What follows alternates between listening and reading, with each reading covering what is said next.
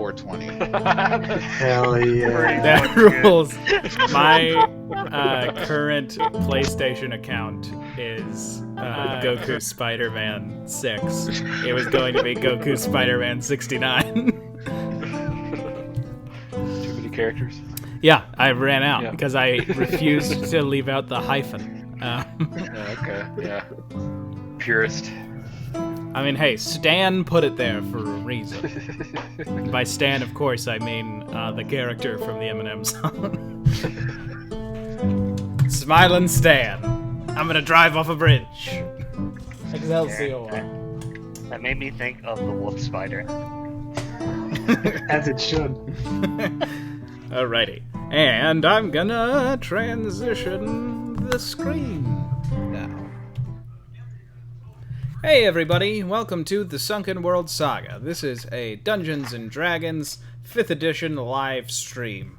We have 4 groups of 4-player characters. We have 8 players playing 2 characters each. Tonight we return after a week with no gaming, but still 2 episodes, to another episode, another session for Team 1. This is one of our adventuring groups, and I'm going to have them introduce themselves right now. First up, we have Biff. Hi, I'm Zach Harmon. I play Biff Tree Needle, a halfling bard with the heart of pewter. After Biff, we have Jackson. I'm Nathaniel Pottswells, and I play Jackson Pars, a human wizard. Following Jackson, we have Zakar. Yeah, I'm Aaron. I play Zakar, who's a human ranger / rogue. And finally, we have Qualid. Hey, I'm Qualid. I'm Brian, and I play Qualid. Oh no. I'm Qualid, and I play Brian. How many masks does Brian wear? We're having a 69. Monsters and Mazes Tom Hanks moment here. Yep. Gosh. Yep, I'm Qualid. I'm a paladin. God. Right. And welcome to the Sunken World Saga. The Team 1 is currently in a temple to an ancient god in this region of Zeshan that they are currently in. A god named Pastom. A god of fire who demands sacrifice. They have just fought a small group of fire elementals.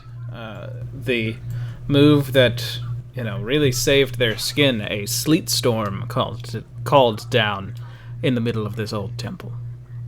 But they know that further in there lies the sort of the leader of this cult, since this is not actually a temple, but a tomb, I misspoke, of the first avatar of Pastom. There is the remnants of a cult remain deeper inside. And we're back to Dungeons & Dragons time. We didn't get the poop on this chest yet, did we? I don't believe so, no. No. I think I smashed some of these guys, right? Yeah, The you last started time. you started breaking up all of those. And they're deactivated. Yeah, they are deactivated. Okay. Yeah, I'm gonna check out this chest up here. Sure. You go over. Does appear to be locked.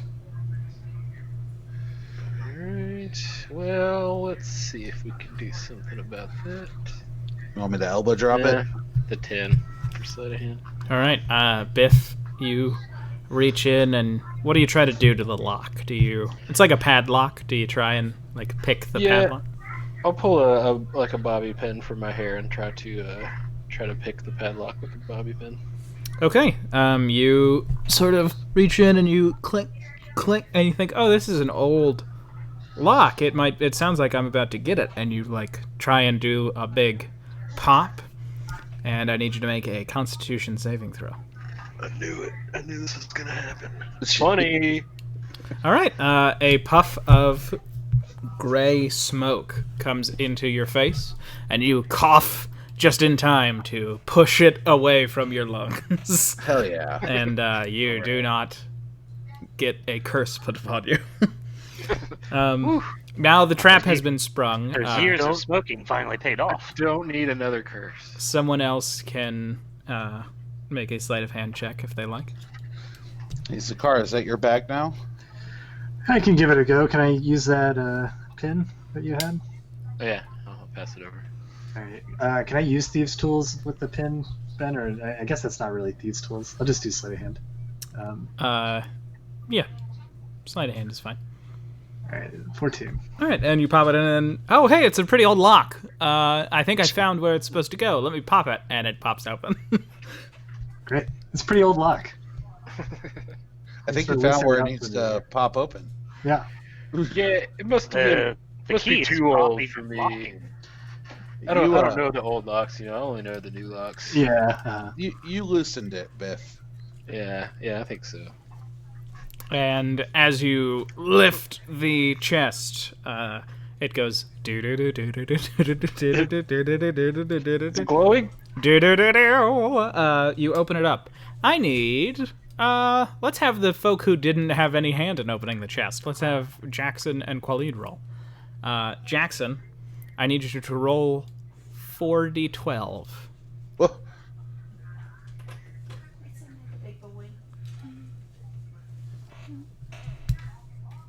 To 27. Okay, 27. You find 27 platinum. Whoa. Dang. Oh, what did you guys find? Well, Khalid, I need you to roll. And does everybody mind speaking up just a little bit? Yes. Sure. Khalid, I need you to roll a D100. Okay.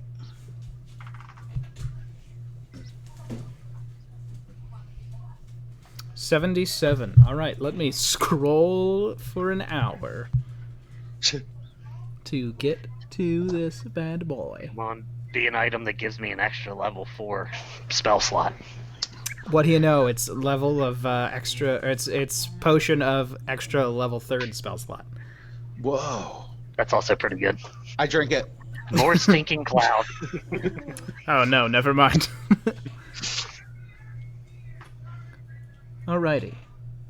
You reach into. There's almost something of a void deep down in the chest, and you reach down into it, and Who is having this experience? Khalid. Okay. And there's a dog whining through it. I always knew that's what's on the other side of a black hole. And you reach through, and you feel as if you are holding a doorknob, Khalid. Oh.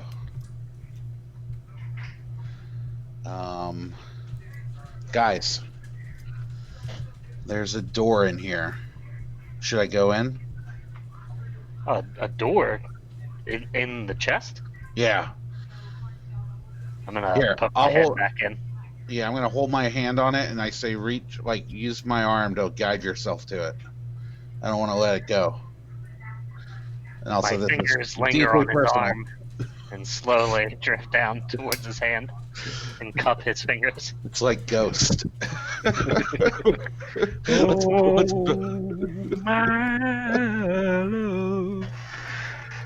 This is just what Biff is singing behind you all. yeah, right. Inspiring you guys. So the two of you holding it together. I mean, you do realize it is just a doorknob. There is no. Oh. Oh, it's like a loose doorknob. Yes. All right, I'll pull it out. Okay, and when you pull it Chloe, out, stop trying to get me to touch your knob. Well, now okay. Let me clarify something. It is not something that either of your characters recognize, and I should have made that clear because doorknobs don't exist in this world. But it is something to your characters. It seems similar to the latch that is on most doors, but it is instead some sort of a bulbous twisting thing that has a portion of it that is flat and seems to fit into like a lock. Seems to be the idea. But when you lift it through that little void, that void sort of disappears, and you were just looking at the bottom of a chest. Zakar and Biff, both of you roll a d8. I have to step away for 10 seconds. Sorry. Just don't ask me a question. Okay. Alright. There is 11 platinum beneath that void. Okay. But you, Qualid, in his moments of stepping away, Jackson, you also holding the doorknob, you can definitely tell that this thing is magical. Okay, so it seems like something that would attach itself to a door to be a locking mechanism. It seems like it could, you're looking at it now, you're like, oh man, this would be like, we should get rid of latches and get this thing. Because I feel like I could intuit what this is for easy.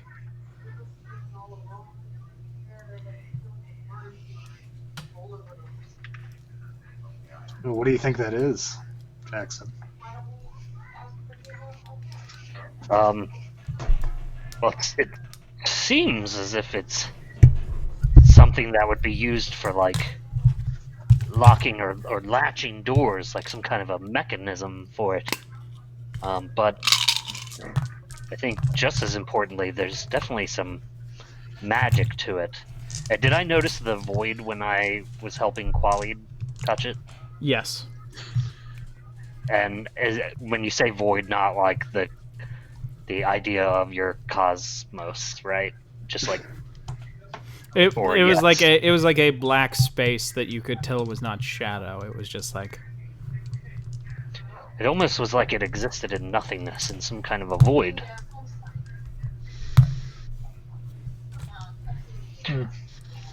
I'm not sure what its uses are. We could tie a rope to you and put you in it. Well, it disappeared when we pulled this out. Oh, did it? I Do you have, double check and look in. yeah, and it was just where your companions found the rest of the gold that was hiding in that chest. Do you know how to do a thing? Do you know how to do the thing? Do you know how to tell us what it is? I do not. Maybe if I spent a lot of time with it, I could figure it out. Kind of like we have with other items that we've seen, but I can't do anything now to find out. Yeah, we'll just hold on to it for now then. Yeah. Who wants to hold it? Here, Qualid, you found it, and you're strong. Nobody's gonna muscle it away from you. Perhaps you should hold it in your pack. Okay. I put it in my pack. All right, it is in Qualid's pack. Aaron did the math on the gold platinum stuff. If you saw that in chat, Brian. Yep. I did. And Ben, can you remind me, did this turn out to be illusionary or something, or all this gold here? Oh, that gold? Yeah. No, part of what was in the room. One of the piles is illusory, the other one is real. And you have to ask the question to each of them. Oh wait, sorry. Which. No, it was like there is gold there. It's just way less than it looks like for both of them. I'm now looking at my binder, the page before the page that I was on. Yeah. I get out my abacus and I hand it to Zakar. No, you root around in this gold pile, moving illusions out of the way, and you come away with another 60 gold from both of these gold piles. And I will the major thing that you notice about this gold and the platinum is that a lot of it is modern, but a lot of it is like, oh, this is old. This is real old. Like, if any of you are fantasy fiction writer Patrick Rothfuss, you are very excited about these old coins. Who told you? That was a pretty good impression, Brian.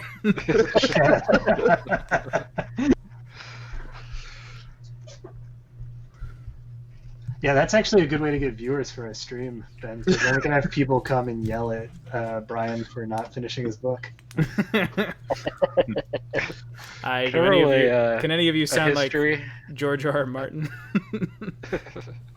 No, I don't know if I've ever heard him talk. I feel like it's something like this, though. It's not. Yeah. I love listening It's to very him nerdy say sounding. the word books. It's my favorite thing. I'm from Maine or something. It kind of Jerry sounds like sounds like Martian. All right. Indubitably. All right. We're playing Dungeons and Dragons, not let's bully an old man. Can I do a history check on these coins? Sure. If he doesn't finish that freaking know book during shit. COVID, it never's going to be done. You look over these coins, and you can tell that most of them are Zeshan from some period of time. Although few of them were made so long ago that you don't even know what the name of this period of Zeshan history would be. Okay. Um, They could be potentially worth more to the right person than their actual value. You can intuit that if you were to find like a fantasy fiction writer who really loves old coins, you could probably. Yeah. Okay. We'll put that on the back burner. I don't think that's a key quest point. just double checking, Ben. It's 2d4 plus 2 for a common healing potion, right? Yep. Jackson is gonna guzzle one. Sure. Now that you all have come around, oh wow, Oh wait, do I re-roll those for potions or no? not for potions. Okay. Sorry. I mean, it's fine. It's not a big deal. But still, that's a lot of gold to get one of those bad boys. Well, luckily we just found a lot of gold. That's true. Now that you all have rounded this corner, you can see that there is a stretch of sort of, very, very dim light because there is the light around you. Seems to be almost moving with you all, but not quite. Like it's kind of tailing you. Just sort of a weird natural light that, like, oh, this is a flame temple. It's almost like there's one candle following behind us. You can see that there is a ton of fire in the chamber ahead if you were to go down this hallway. Hey Jackson, you feeling alright, man? How you looking? You think you can handle anything coming up? That potion made me feel much better, so I think I'll be ready for anything. Yeah, don't need me to spell you up real quick? Oh no, that's not necessary. Save it in case things go awry. Alright. Speaking of which, are we going to sneak forward here? That might be at least something to try. All right. I'm gonna cast Pass Without Trace All right. as I crumble up a sprig of burnt spruce. And Spruce sprig. We're sprucing up this corridor. yep. It's me, Spruce Sprigstein. That'd be a yeah. 26 for me. Alright. Oh, 28 for Jackson. And He's I'll feeling roll right on it. his feet. Well, Disadvantage. it is an appropriate place to speak to. All right. Respectable 11, but it's a critical failure. Not rules as written, but rules as Ben. As the rest of you creep forward very quietly, Qualid is just clank, clank, clank, clank. Like, add another 5 gold just to your inventory, Qualid. Because Okay. you are, like, stepping directly onto small piles of silver. Gonna get caught in the cracks of your armor. Yeah. So whatever is in the next room will likely hear you. Fortunately, I'm going to copy your tokens just to be safe in case I don't have them on the next room. Fortunately, as you enter this room, you see that the only denizens therein seem to be trapped behind a massive ring of fire. You went down, down, down as the flames went high. All right. Hey guys, I found some more Johnny Gold.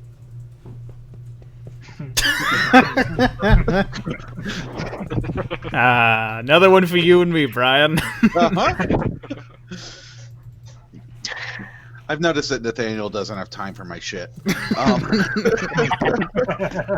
Like, I'm just stuffing it way deep down inside. I'm compartmentalizing the PTSD of your jets. What are they moving? Yeah, they are moving. When you enter the room, you see these massive skeletal figures. They have the body of like a slightly larger than a Goliath-sized human man. But then when you notice from their knees down, they have a sort of hoof, more hoofish structure, and a massive bull skull in place of a human's head. So it is skull. It's not like a bull's face or anything. No, it's you have 3 minotaur skeletons inside of this ring of fire. The fire goes so far that see them clear enough.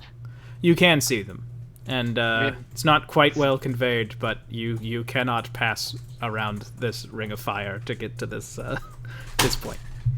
3 Minotaur skeletons in a ring of fire is definitely gonna inspire a metal song for Biff when he retells this. Yeah, hell yeah. All right, good to know. In that case, let's show no mercy. Nice. Within your world, if I do a divine sense, do I get anything off of them? You would, yeah. Okay, I do. Brian, it's finally it finally comes up. Yeah, these things were created through dark, sinister, old magic. They are not natural beings created by a god or the result of spirits. These are things twisted into what you see before you.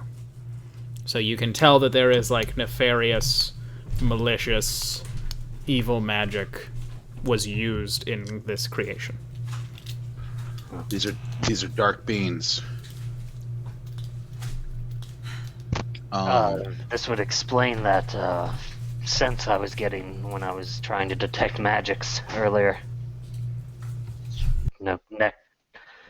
Some necromancy is definitely what caused this, if that's not apparent.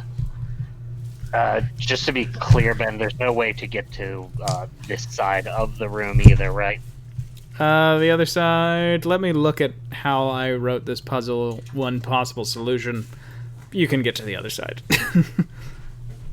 So you can creep around it, but you would have no way of safely passing Into the hallway. Yeah, into the next room, basically. Okay. What do these gray squares with circles on them look like? Yeah, they are these massive pillars. Each of them look like they've seen better days, but they continue to stand. And do they go all the way to the ceiling like they're load-bearing pillars, or are they decorative? They seem decorative. They have a kind of pedestal that is as wide as the base at the top. They go about 20 feet up. And is there anything like etched onto them, or any words written on them, or painting on them? Doesn't seem to be. You hear a grumbling from the Minotaurs as you move around, but they don't seem willing to walk straight into the fire. They could probably survive it, walking through it, but they don't want to, it seems like. How tall is the fire? Fire is about 15 feet high.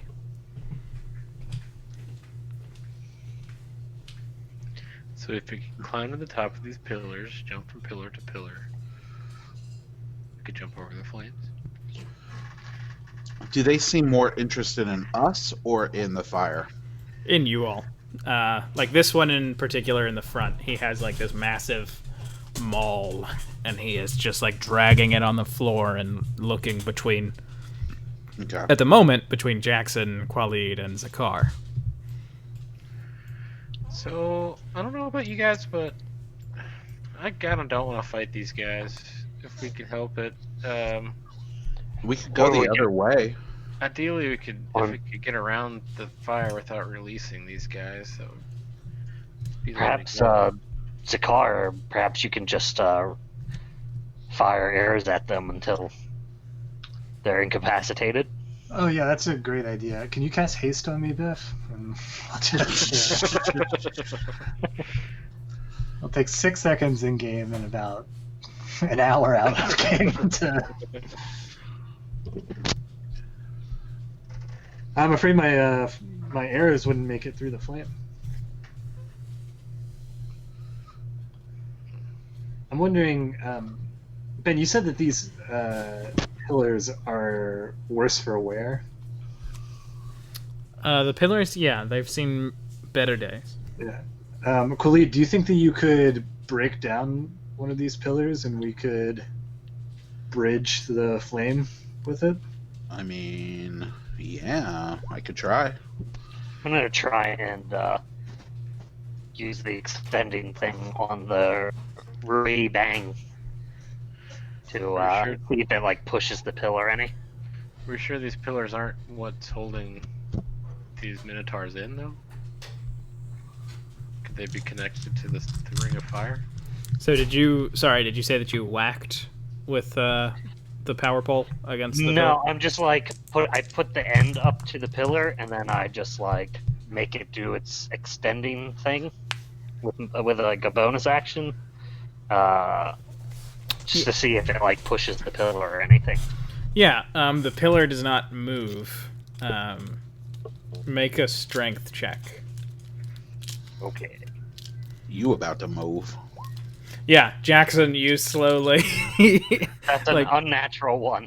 slide back into the wall.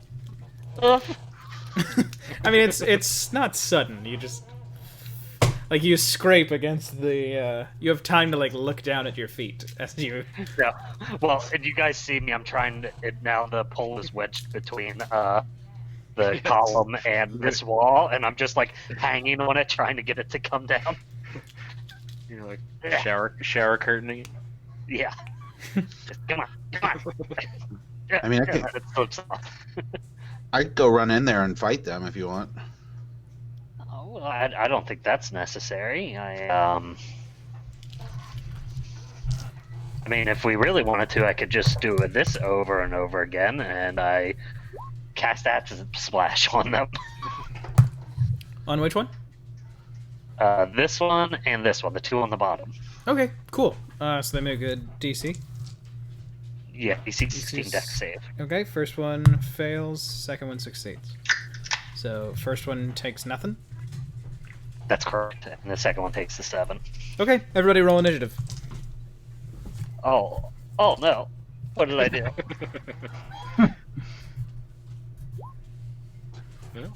You I did the crit that one shit. thing.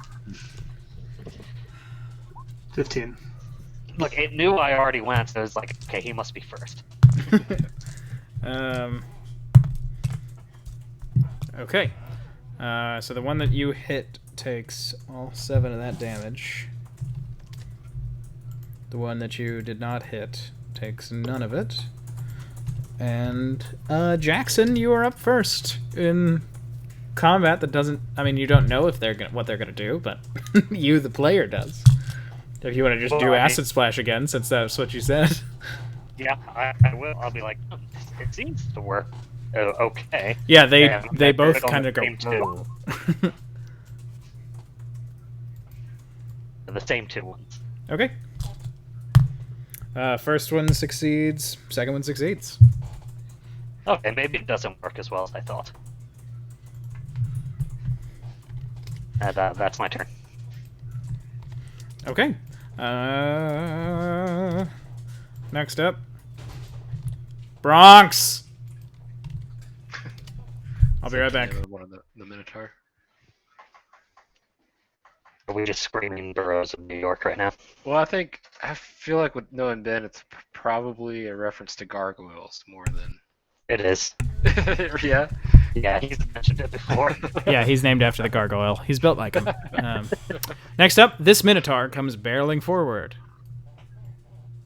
Oh, does it take fire damage? He does. Is he on fire? No, he's made of bones. Okay. Oh god, I messed up. I'm sorry. Okay, he takes a not insubstantial amount of fire damage.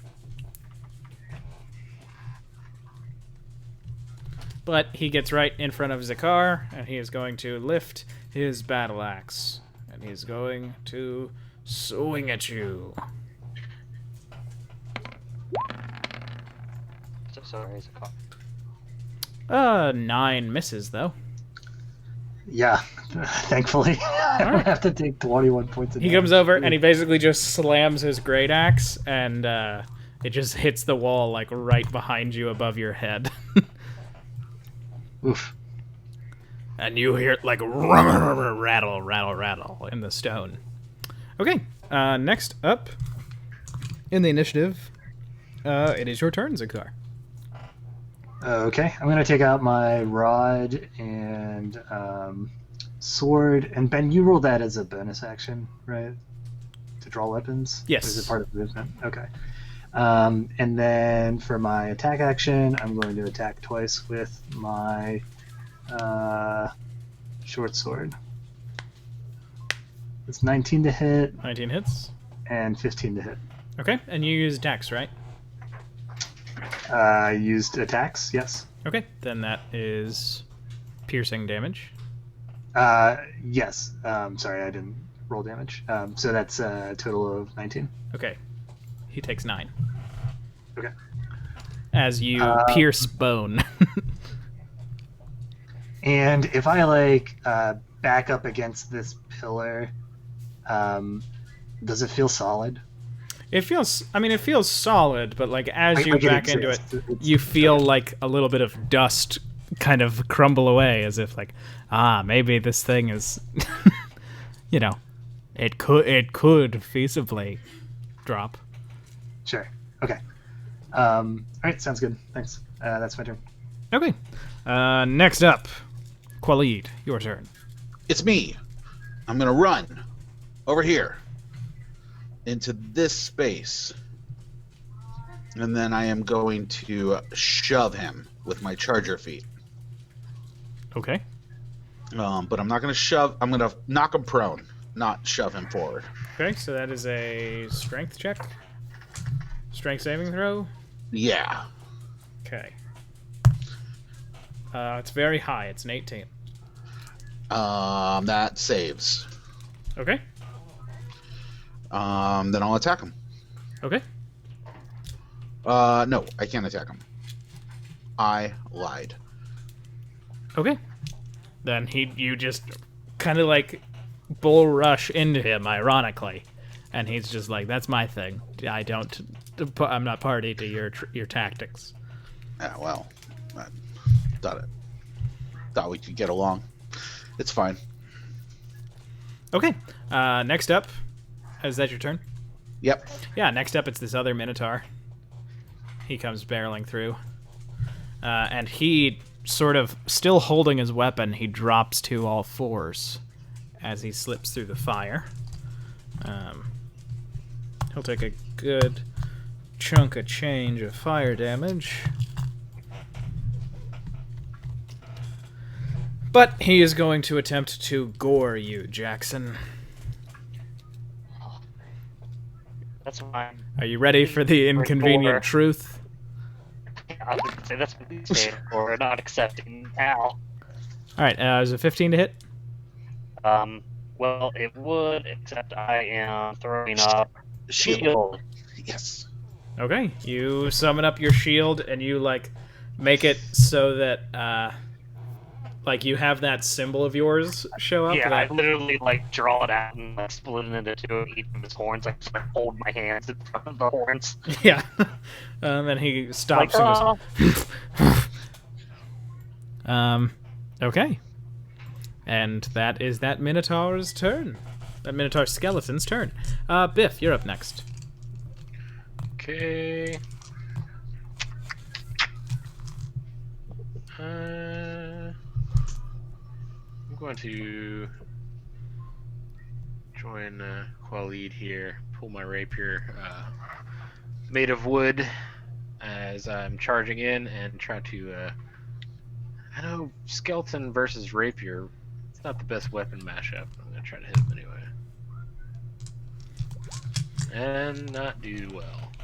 Yeah, you Natural one. stab in, and he Wait. turns as he moves, and he tears, without taking any damage, he just tears the rapier out of your hands. Hold on.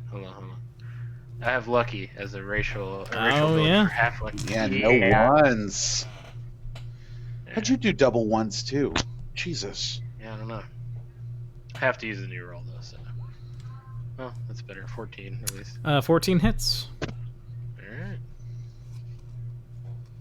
For 6 piercing. Okay, he takes 3. Okay. That's my turn. Okay. And our boy is bloodied. Bone dust, bone meal is pouring out of the Carry wounds. Marrow. Nope, bone meal. Marrow's been gone from these boys for a long, long time. Good, we can make numbers out of that. We are back to the start of our initiative order. Jackson, it's your turn. Let me put on a little battle music. Did this person not choose to do something? He still looks like he is not let loose. Like he's still kind of pacing back and forth with that hammer. Only the two Ah. attacked. Okay. I don't know if Jack put that together yet, so I'm going to, oh god. Oh, I'm gonna waste everything if I do this.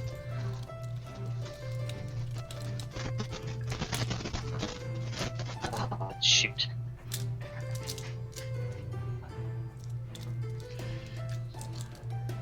You should play. I'm going to just poison spray him in the face since he's right here. I'm kind of freaked out. Okay. You work on that in a sec. 16. Oh, he Con saves. save. Oh, I know it's And, con. I'm like, oh no, he doesn't have lungs. Crap. And I'm going to move to here, not leaving his range, and end my turn.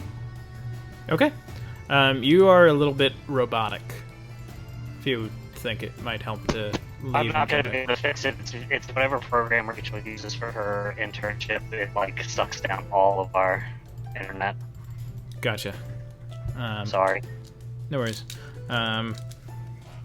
Next up, it is big boy skeleton right here, and he is going to turn in this tiny space, and he is going to try and hit you, Zakar.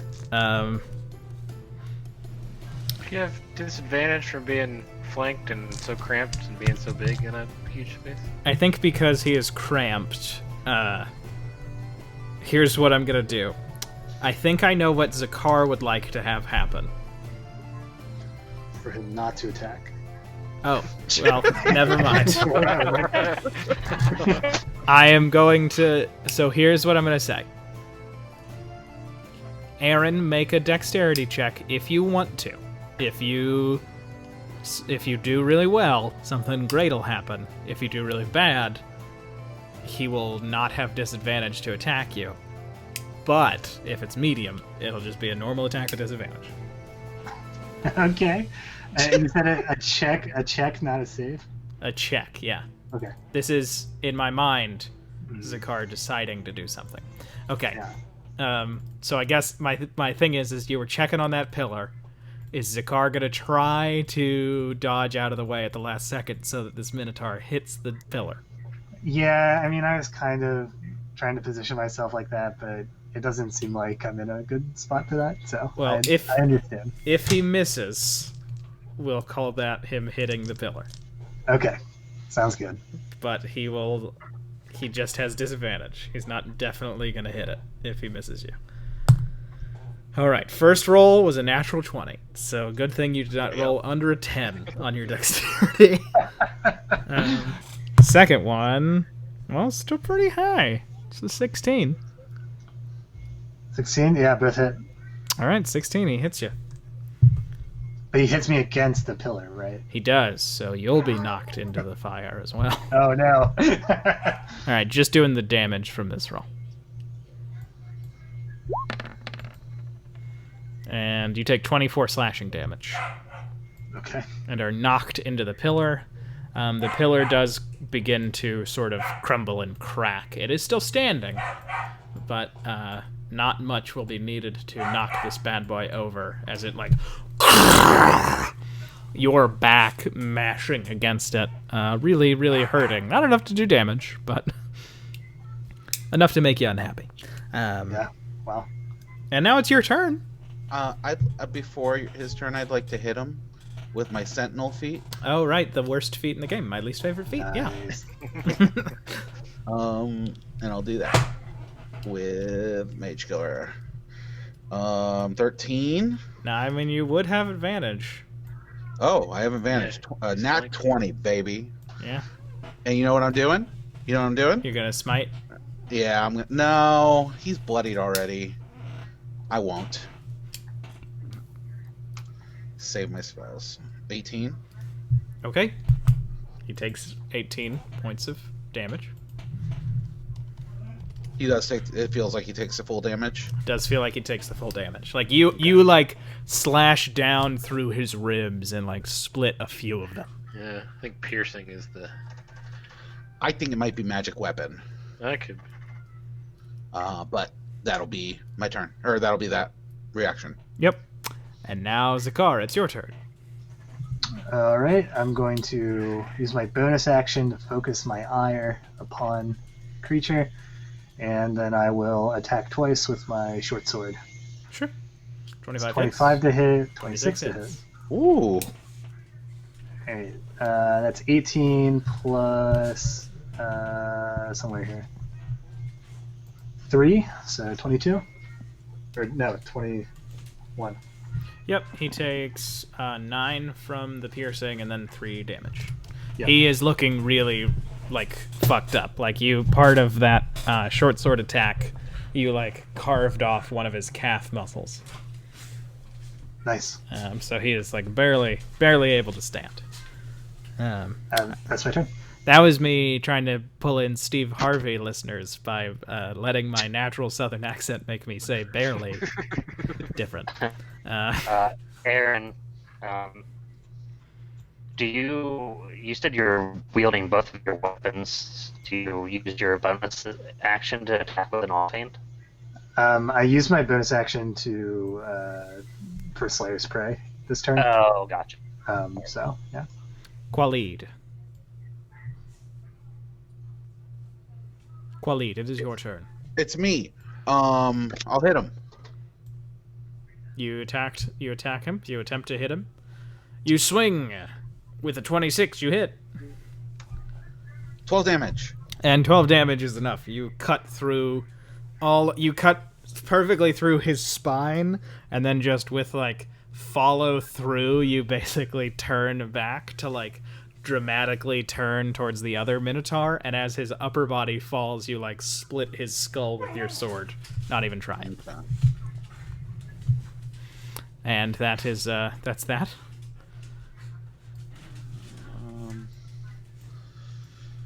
Fuck it. I'm gonna run through this fire. Okay. Shit. For each 5 feet of movement through the fire, which would have been 15 to get where you are, it will be 2d6 the fire damage. I think that's not attacking us, though.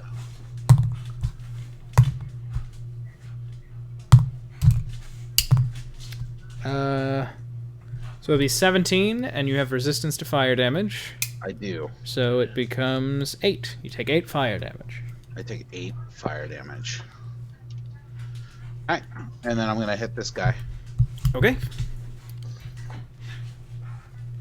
Nat 20, baby. Well, you don't have advantage on this one. Oh, I don't have advantage on this one. 9. Yeah, sorry. When you started moving through the fire, he was like, oh, okay. And he lifted his hammer. Yeah, I get that. So with your 9, he just sort of, like, steps back with his skeletal feet scraping against the ancient stone. Okay. That. 1 second. That'll be my turn. Okay. For its turn, this Minotaur is going to step right here. And he is going to stand up, but as he stands, he reaches out and tries to wrap his skeletal hand around your throat, Jackson. I need you to make an athletics check. Or acrobatics. Athletics or acrobatics. Okay. This giant Minotaur skeleton grabs you by the throat and lifts you to his full height. You are now like 10 feet above the ground. So he's just like kind of holding you like a Darth Vader choke, but where he's actually grabbing you. And then he turns, and you turn with him. Uh-oh. And you are in the fire. So I need you to make a Constitution saving throw, since you got put there by not your own choice. Is he dropped there or like chokehold? No, he's still being choked. Oh, that's so cool. That's some Kane shit. Nice. Nice. That's clutch. Lots of 20s and lots of 1s tonight. Yeah. I was muted this whole time, but Feast yeah, your I family. wrapped my legs around its bony arms to try and get as far off away from the fire as possible. Yeah, I think you do. And he starts to shake you, like tries to. But you manage to really fortify yourself against that fire, and you will take half of 22 points of fire damage. Which is 11. Yep. Okay. Okay, and that is Cool. that skeleton's turn. Next up, Biff. Okay. So I'm gonna put Tree Needle back in its scabbard, and run forward a few feet here, and pull out the wand that I have that looks like ice, and fire a thunderbolt at this guy. Alrighty. So Biff runs forward. They flick this wand up, and then all of a sudden, as if the way that I imagine it is like in a old science fiction movie when they were like, "Oh, we can add VFX." It's like this blue line just sort of appears in front of you, like from above your head down to the ground, and then from that line, this just jagged bolt, 5 feet high, just rips forward through the air. See, I imagined it was just like a drawing of a lightning bolt that was cut out of cardboard paper, and now it's just dangling from a wire in front of the scene. Yeah, I mean, Biff shouts, "Lightning bolt, lightning bolt." Yeah, I don't believe that a 12 would beat your spell save DC. Oh, 16. So it will be 8d6 lightning damage that you roll. 86. 33 points of damage. Yeah, pretty good. And did Jackson take damage? Or is he still in the fire? Jackson is still in the Yeah. fire, yeah. Okay. Yeah, Coley didn't take too much. Okay, yeah, then I'm gonna use my bonus action to cast a healing word. Yeah, you notice that your lightning bolt, like, it tore off his, like, off arm, which was the one that still held his weapon. He is what would be considered bloodied. Alright. You give Jackson 6 points of health back as the next Minotaur takes his turn. He is going to loop that warhammer up like a fireman chopping wood, and he is going to drop it on you, Qualid. 25 hits. 25 hits. You only take 8 damage. Okay. A very, very bad roll for this big fella. Two times in a row, just 8 damage on potentially huge rolls. Yeah. And that's that Minotaur skeleton's turn. Next up, it is back to the top of the order with you, Jackson.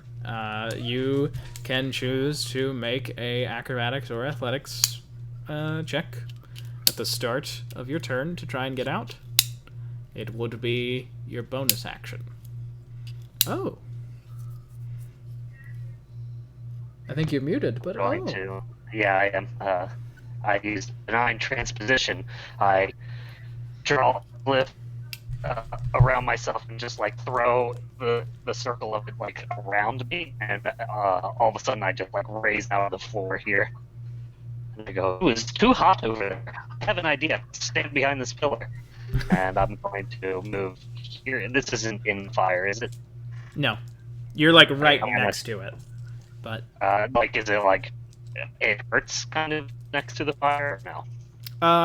you feel like if it were real fire, yes. Like it would be fire is wild enough that it would be like flicking and licking your face, but right now it seems very controlled. So no. Just to be safe, I'll move back one more because it's a little less in the edge of it. And let's see if he'll hit one of these pillars, and that might fix this. And I'll end my turn. Okay. Next up, Zakar. Okay. Jackson, watch out. I'm gonna cast Shillelagh on my rod, and then with my action, I'm going to I'm gonna hit the weak spot where the Minotaur hit on the column here, and try to knock it down the rest of the way. Yeah, okay. Make just a damage roll. Okay. I'm just gonna put it in here to. Well, good thing it's just a damage roll.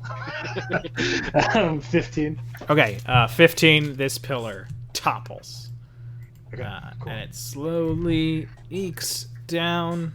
It is 20 feet, so let me get that bad boy. That sounded That bad boy. that sounded like I was a villain in like a southern drama. Go out there, get that bad boy. It falls like that into the fire. Has a plant on it? It has a plant. That's like the way that it's crumbled. It's a pro weed pillar. It's a bong. It's a sublime pillar. Well, I mean, I do have We'll make written sure to down cheer for that at 420 tomorrow.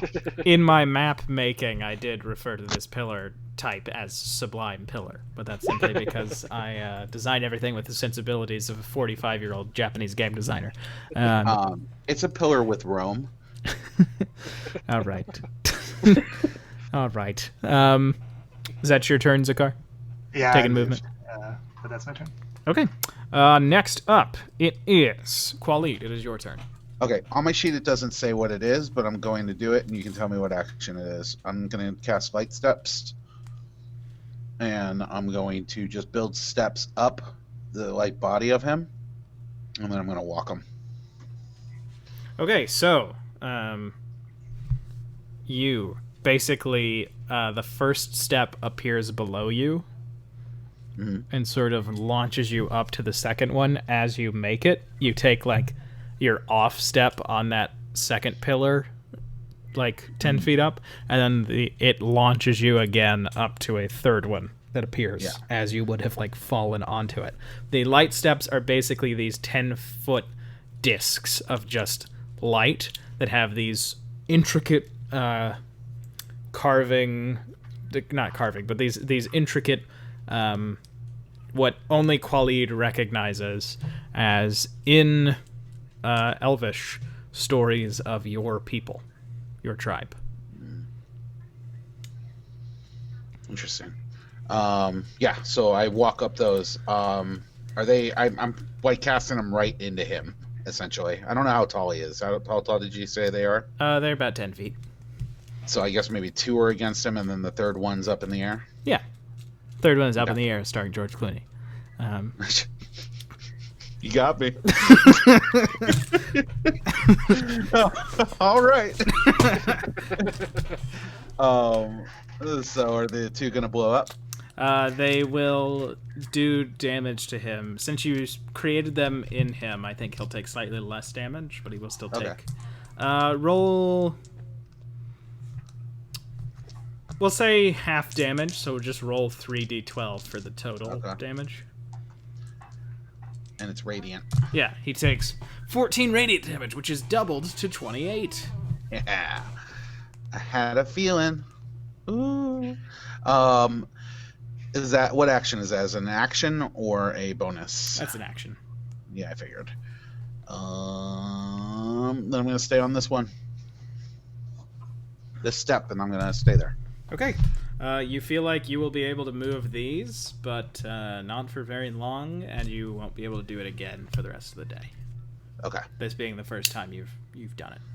Yeah. Okay. So you are up in the air, with starring Anna Kendrick.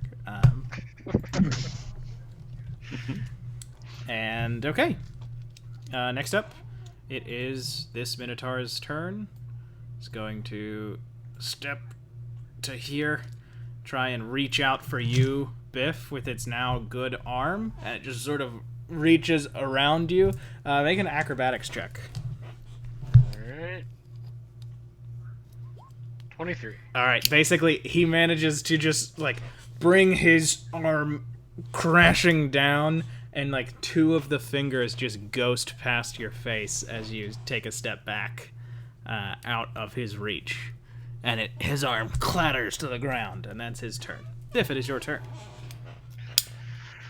Okay. Is he like kind of bent down now? Yeah. Okay. I wanna. I don't know. Tell me what I need to do this. I want to restash the wand, pull out tree needle again, and then I want to kind of like try to climb the skull and jump down and try to like stab it between vertebrae. Are you trying to jump into his rib cage? Because I'm very into that. Yeah, I guess I could go through the rib cage instead of over top, since is it a skeleton full on? He's like a skeleton, yeah. Okay.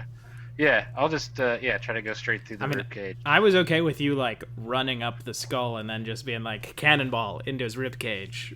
Extend my arms, grab one of the ribs, start rattling around. I want to get inside of him. Like that should be small enough to like fit in the rib cage, right? Oh, absolutely. Okay, yeah, I'm gonna climb up in there and try to just like slash at him with the tree needle. Yeah. Maybe you'll find the right bones to pull, and you can just operate them like a mech suit. like in the Power Rangers movie where they just pull the bone out and those skull things. No, it's actually Operation. All of a sudden, he gets a big glowing red nose, and I have to go, "You'll never do that." So you climb up into him. Make your first attack with advantage. So just roll again. 23. Just because I think this is cool. Okay, yeah. You do 4 piercing damage. Yeah. And yeah, I'm in there. Like, I'm just going to be inside of him. Yeah, alright. You and the Minotaur are drift compatible. Okay, next up it is this Minotaur's turn. He is going to try and bring his Warhammer up from below you into that light step quality. So he's basically trying to smash through it to try and hit you. I don't know what just rolled.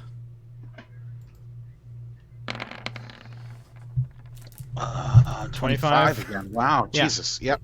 He is going to break through your light step.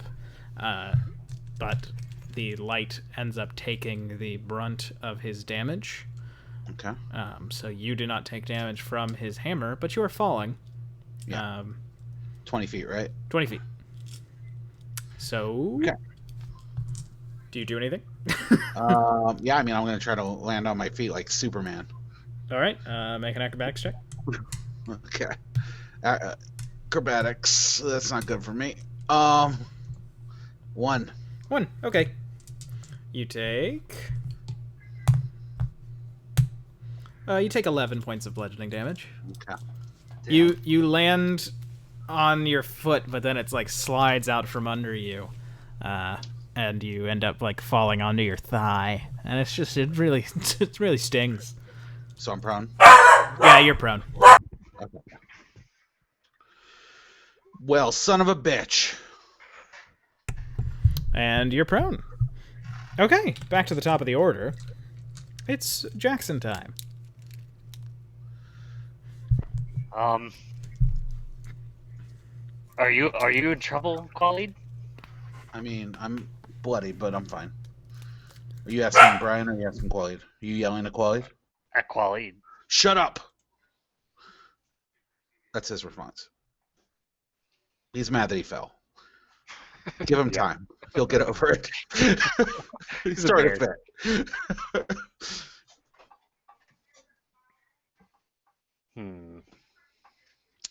Stop staring!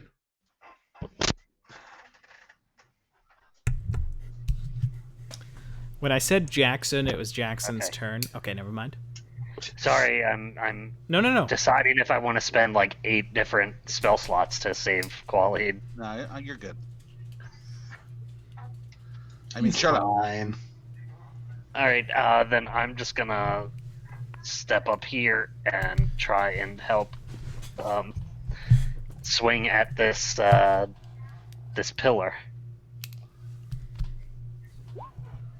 Okay. kind of like what Zakar did with the last one. Yeah, just do damage. Okay. All right, 6 bludgeoning and I had 3 fire. If that does anything. It does not. So you do 6 bludgeoning damage to it. Yeah, you kick up some stone dust. Ugh. You carve into it just a tiny bit. Zakar, your turn. All right, I'm gonna take 10 feet of movement to get to there. Is that 15? 10. All right, and then with my standard action, I'm gonna attack twice with my shillelagh. 18 and 22. Yep, both of those hit. Okay, and I'm attacking the creature. Sure. And that is 13 points of magical bludgeoning damage. It is in fact 26. Ooh.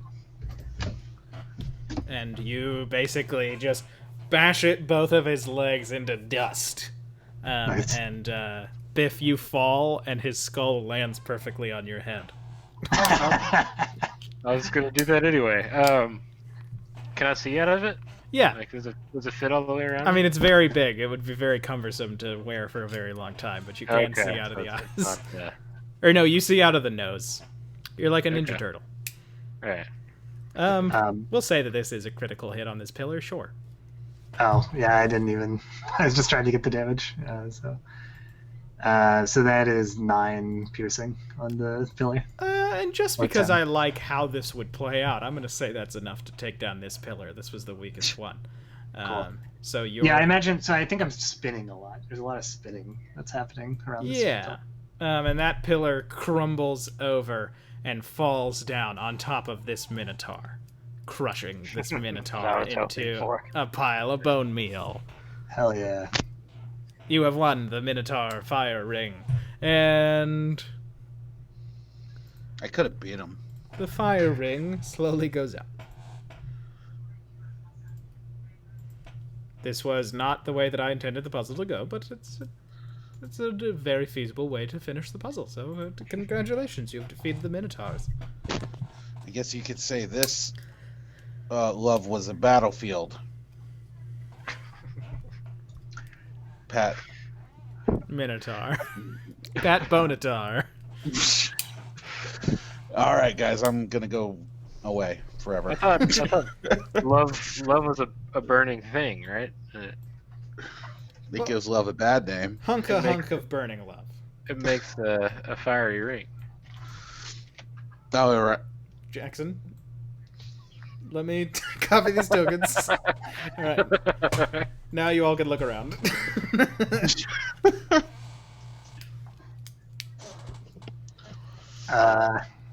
Yeah, I'll help Khalid up if he wants it. Oh man, I'll accept it.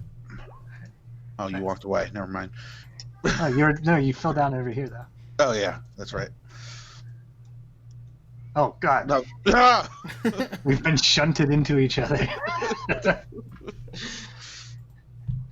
Oh, okay. I'm gonna take a moment to lay my hands on me. Yeah, should we take a short rest, you think? We could do that too. I'd be happy with that.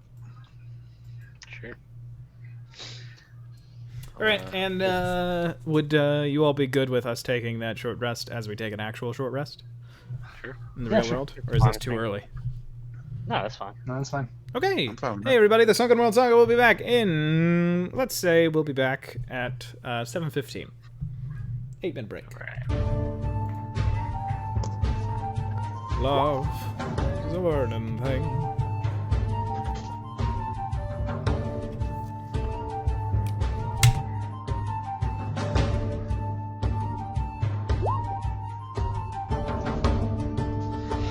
Ben, do you remember how many times you hit me? Now he's gone.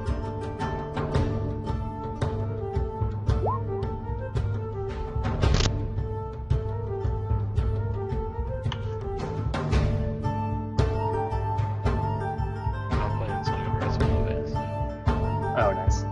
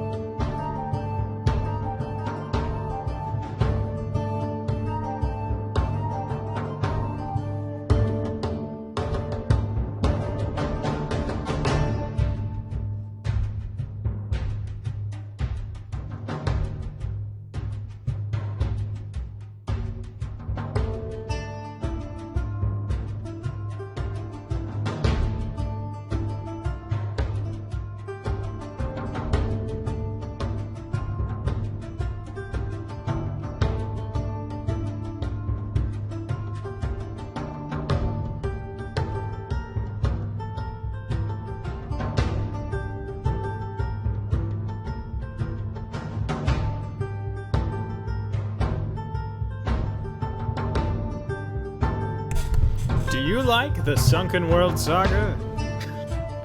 Do you like when someone comes in and does kind of Phil Hartman's Troy McClure voice? Hi, I'm Troy McClure. You might recognize me from such films as what? Tunnels and Trolls. Dude, Bart Simpson's gonna sue you, man. You can't do that. Don't get sued by Bart. Is the voice actress of Bart, does she sue people? Don't have a lawsuit, man. Huh? Don't have a lawsuit, man. Alright. I do know that the voice actress of Bart is a Scientologist. Is she? It wouldn't surprise Everyone's me. a Scientologist. Oh, are you, Brian? Oh, I'm a Scientologist. Sorry. Oh, Can I ask a character management question? Sure. Real quick? is Quelly the Um, Scientologist? Yes. I have written down here, and it might be because I'm dumb, but I wrote 2 hit dice here under my 8. That means I either use 2 or I use 6. The last thing we didn't rest. Did we rest after the big fight thing? I think you all did rest. No. And then we fought the tree and didn't like take a long rest after that. You took a short rest after Yeah. the tree fight. Yeah, that was I it. think we came into the temple with full everything, and then didn't have a rest after that fight that we came into this session. Yeah, like you all had not rested since the flame elemental fight. That's why Jackson took a potion. Yes. So you think we long rested after the tree? Biff? I thought so, but Uh, I might not be their most reliable. We definitely long rested after the pack. Well, let me check out. I mean, you had like 2 weeks of long rest after that. What makes me think we did long rest is because of the amount of spells I still have. Maybe I still use my spells. I'm pretty sure that we did because I think I remember us like camping. Yeah, I think you're right. Yeah, Okay. I've only cast 2 spells, so. Oh yeah, you So all did maybe, take a long rest because it was very hard work for me to get to the point when I started talking about statues. Unrelated, Ben, do you remember how many times you hit me during this fight? I feel like it was 3. I think it was just 1. Really? Yeah, I think so It too. was just a big old hit. Okay. I didn't roll. Okay. That's what that trace is gone. Are you doing your song, Zach? Yep. Hammering out that dulcimer. That's an extra d6 still. What is Biff's primary like genre? I would say like as noisy as you could get on a dulcimer. Like punk dulcimer. Merzbow. Not punk as much as like, well, I guess kind of like art punk, like kind of like lightning bolt on a dulcimer. I don't know if you know what I mean. Hell yeah. That's kind of what I'm going for. Nice. I think it would be It's a fun. nice, relaxing. Just not. It's at least inspiring. I think. You know, it's motivational. I'd love to do a post-punk bard that's just David Byrne. Hell yeah. Yeah, that'd be pretty good. Just a guy who's actually very nice to everybody, but every time he stops talking to someone, they're just like, I'm going to decide that guy acted differently than he did. just in a like suit of armor too big for him. Too big for him. Yeah. Well, just he has like World of Warcraft pauldrons on a normal armor suit. I watched Stop Making Sense the other day. It's so good. It's so fucking good. Yeah. Just, I mean, every time I watch it, I'm just like,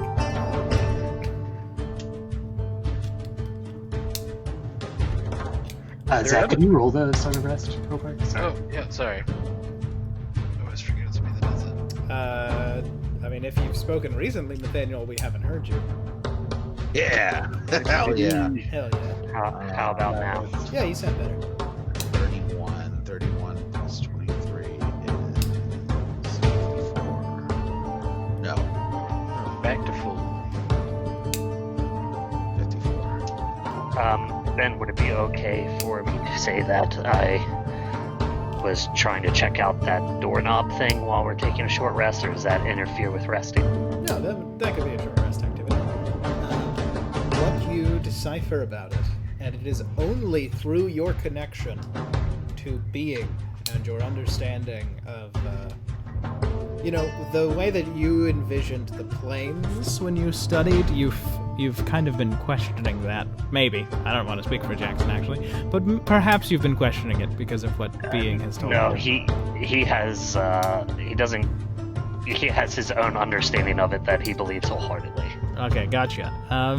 Well, through that, mixed with some things that being has told you, you realize that this is a one-use item that can be used to open a permanent doorway, a permanent teleportation point from the place where the person is standing when they first use it to anywhere in the world. Wow. I'm really glad it's in Khalid's bag right now, not Jackson's bag. Well, it's in Jackson's hands while he's looking it up, and it slips into his bag. Jackson's favorite brothel. Do they use it once and mark a spot, and then they can come back to that spot at any point, or can they use it at a spot and go to any point? It will basically. It's like the former. Okay. One-way trip to the same point.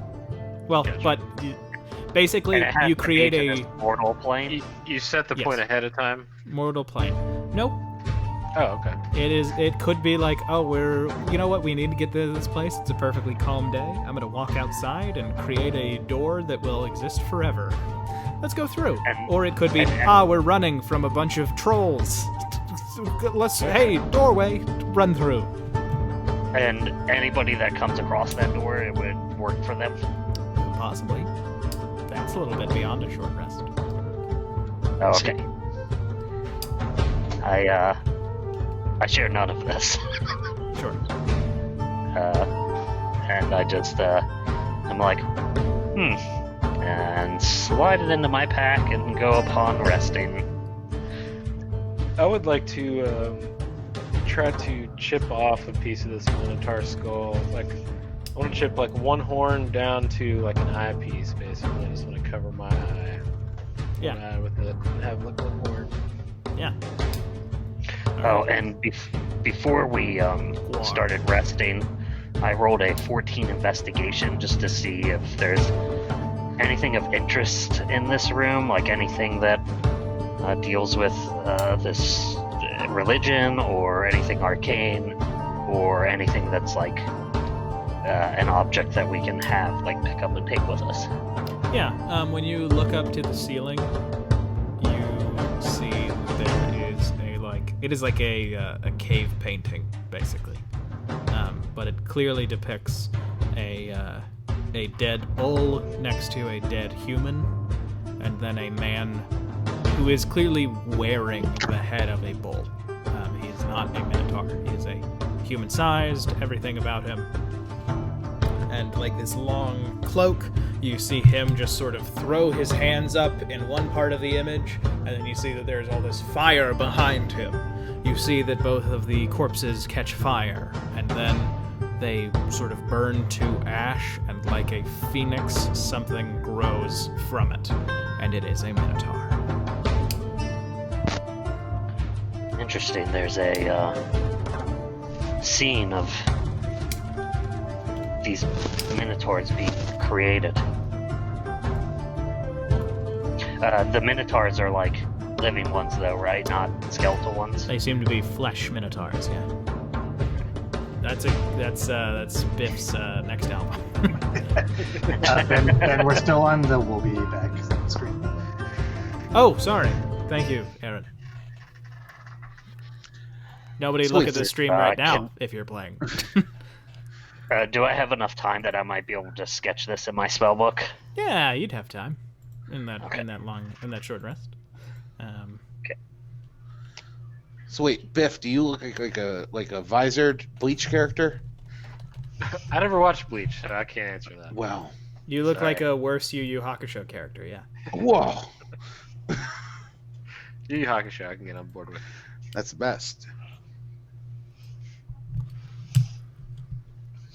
All right. Short rest. You all talk. Has anybody been waiting to have a conversation with one of their compatriots? We're not a combo group. Yeah, no, I think we need some quiet time. Let's fucking fight.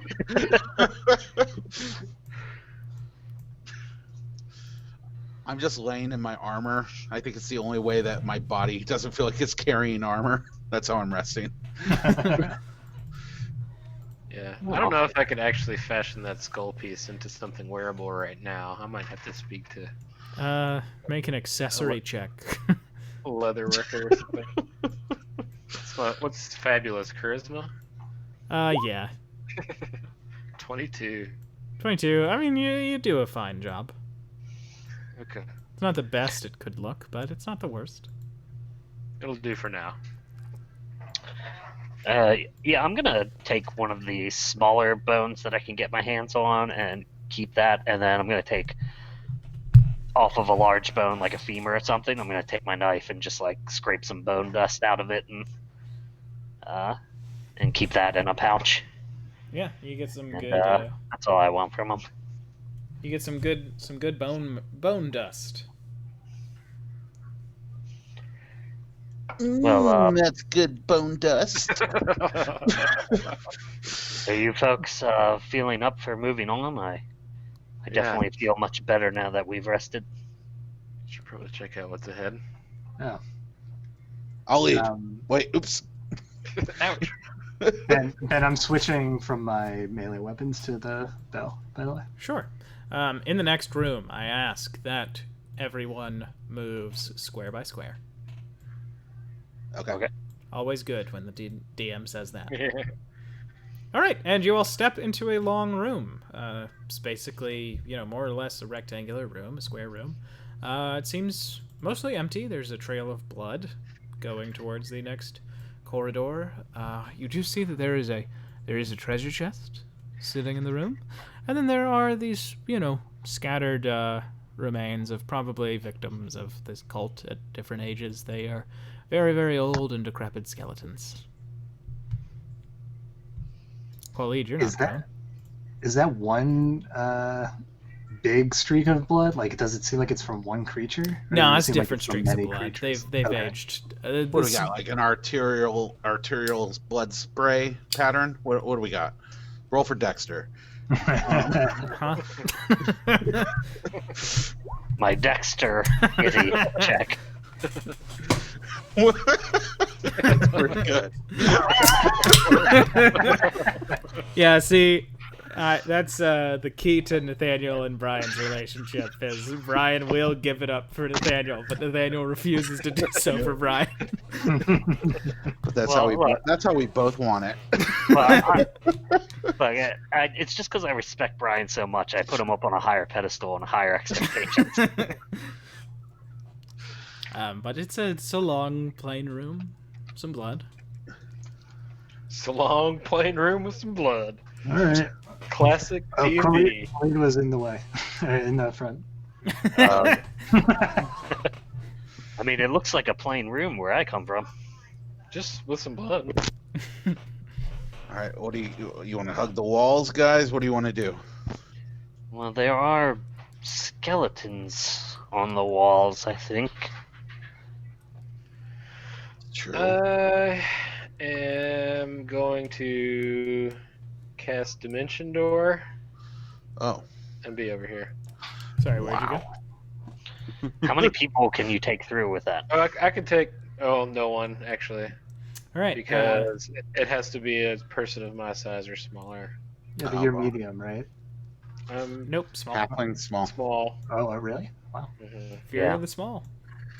Anything smaller than a dwarf is small size. Oh, damn. Biff materializes across the room. They have made it safely. Yell back. Hey guys, I did it. Yeah, I don't see any reason why we can't just walk. Unless, I'm going to look around, obviously, then. Can I do a perception check or something? Yeah, sure, make a perception check. You can do the same thing and take one of you with me. It's a big room. Yeah, all right. Oh, hold on. What? You're just going so fast. Okay. Well, do we want to see what's in this chest? Yeah, I figured that's something you wanted to do. Perhaps there's another door mechanism in here. Not that they're very useful. useful, but you never know. From the blood, I don't. Blood seems weird to me, guys. I don't trust the blood. Yeah, Well, it's not. It hasn't been hey, straight in the Zakar. direction that. When you step right there, Yeah? well, you're on top of it, so it doesn't have a good effect here. But when you try to step there, there is just a wall of fire all of a sudden. And you walk into it, and you're going to take 9 points of fire damage. Dang. You don't walk into that spot, though. Like, it is like a barrier okay, of I sorts. see. And when you do so, you hear the rattling of bones Oh, no. as this skeleton steps up, and in his hand there is now a bone bow. And he is going to make you all roll initiative. Actually, we're just going to keep the same initiative as before. So, Good. Biff is at 7. All right, hold on. New rules that I haven't told anyone. Biff, you get to re-roll initiative. If it is higher than 10, you will keep it. Yep, 17. 17. Okay, I just get to add a 1 on my little piece of paper. That's fun. Okay, we are in initiative. Oh, man, Everybody? Sunny Bone Bow. Jackson, it's your turn. I'm gonna step over here and be like, Zakar, what happened? How did that? Oh, shit! And I will acid splash that guy. Sure. Natural 20. He just steps out of the way of that acid. Oh no, my 3 damage. It crumbles into the spot where there definitely aren't any bones. Damn it. Then I'm going to hide here. I think I can do that. That would have been 1, 2, 3, 4, 5. Yeah, I can move that much. And my turn. Okay. Yeah. Next up in our turn order, it is now Biff.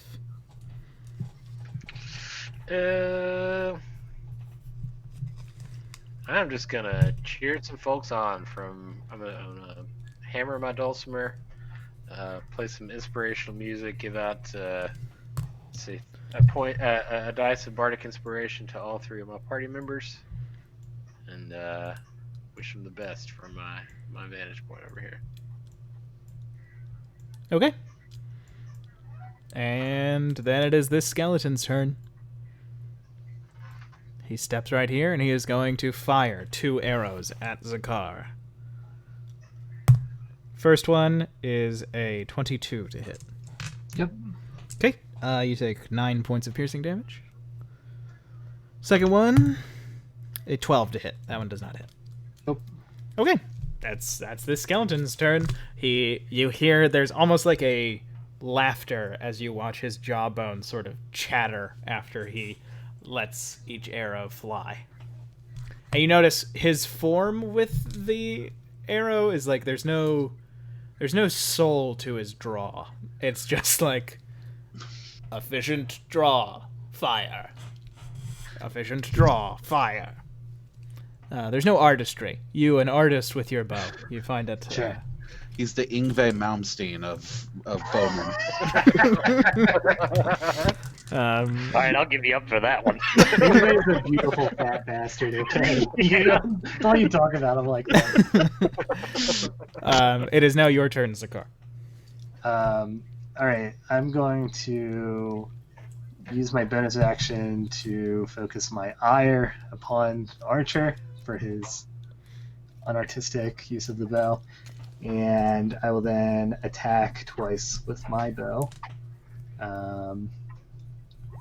14 to hit, 12 to hit. Oh. Both miss. The 14 narrowly. The 14 like glides through his ribs. Yeah, fair enough. And then, can I discern any pattern from the ground? Like, is the fire still up? The fire is still up, right next to you. There's nothing on the ground. There wasn't really a way for me to do this very well, but basically it is just like a small wall. It is not taking up this full space. It is just preventing you from going through this space. Sure. Like, if you were over here, it would be in front of you, but it would not be encompassing this whole area, if that makes sense. Right. What about, like, on the ground itself? There's not, like, something that it's now obviously coming out of, or something that I could notice on other squares? Doesn't seem to be, no. Okay. In that case, I'm going to move 5 squares at a time.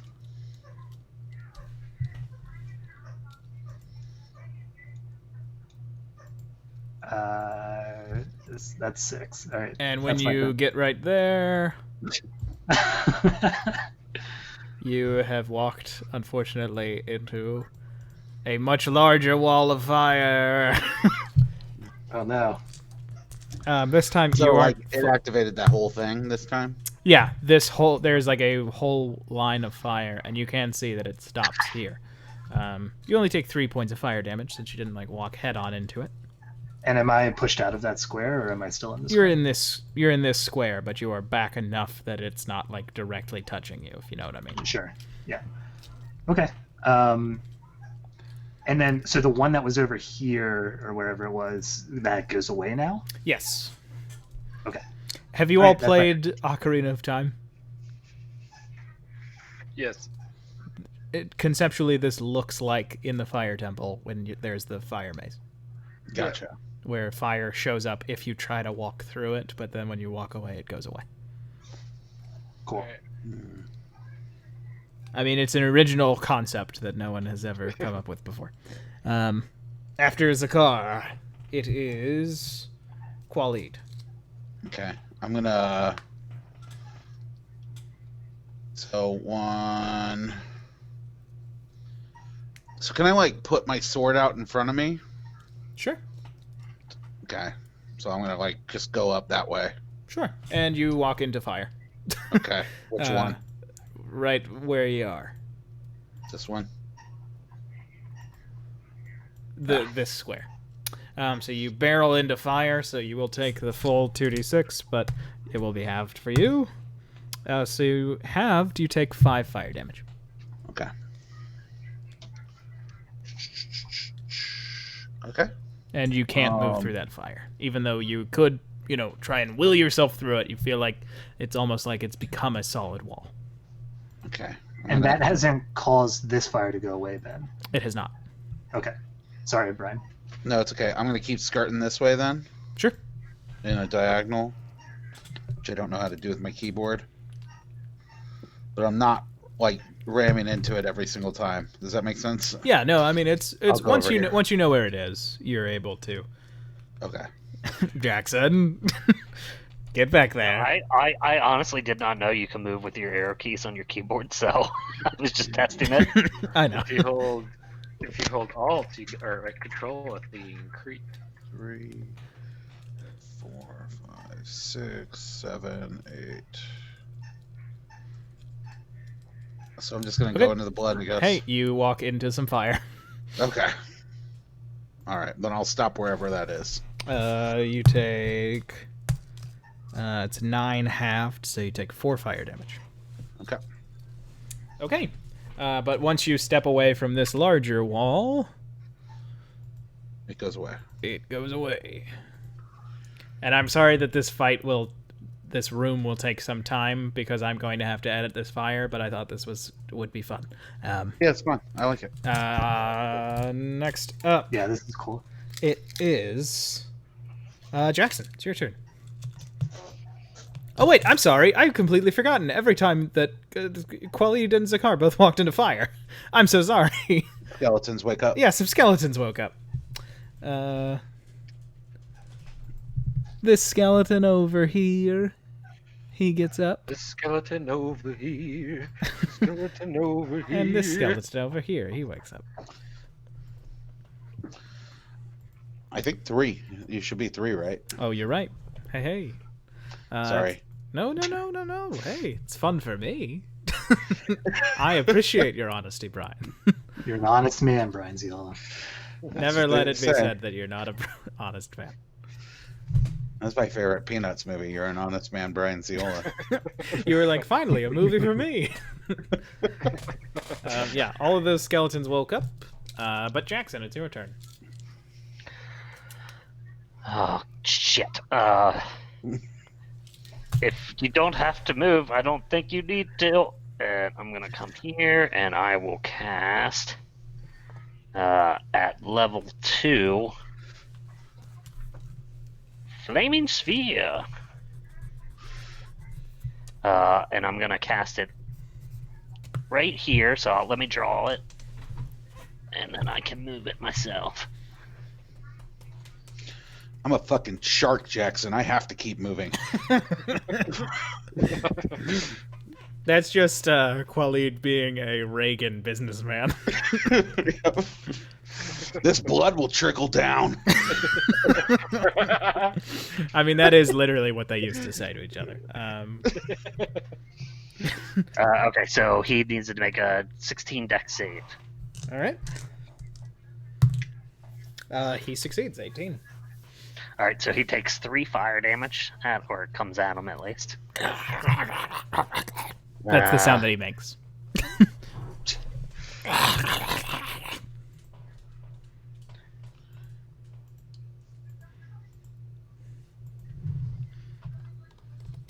Three fire damage.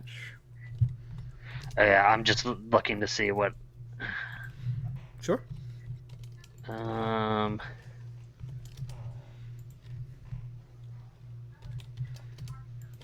Okay. So I'm going to use my bonus action to 5, 10, 15, 20, 25, 30 to move it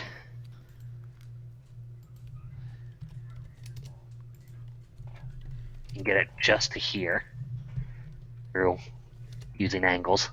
5, 10, 15, 20, 25, 30. Yeah. And ram it into this guy. So he also has to make a DC 16 save. And since I'm just going to use the same damage for that roll. And really quickly, as you move your fire, you notice that there is another wall here, but it disappears as your fire moves through it. And when you get your fire to where it is, you notice that there is another ring of fire. Or wall of fire. Okay, perhaps I was also incorrect on this. And I am going to 5, 10, 15, 5... That skeleton... 10, 15, move back into the corner. Sure, that skeleton fails its save. So it takes the full 6 then. Yep. Or the full 6 is coming at it. It takes the full 6. Right. These skeletons do and not have resistance that'll to fire. end my turn. Okay. Next up, it is Biff. It is your turn. So you have watched as 2 new skeletons have been like, I'll enter the fray. Stand up.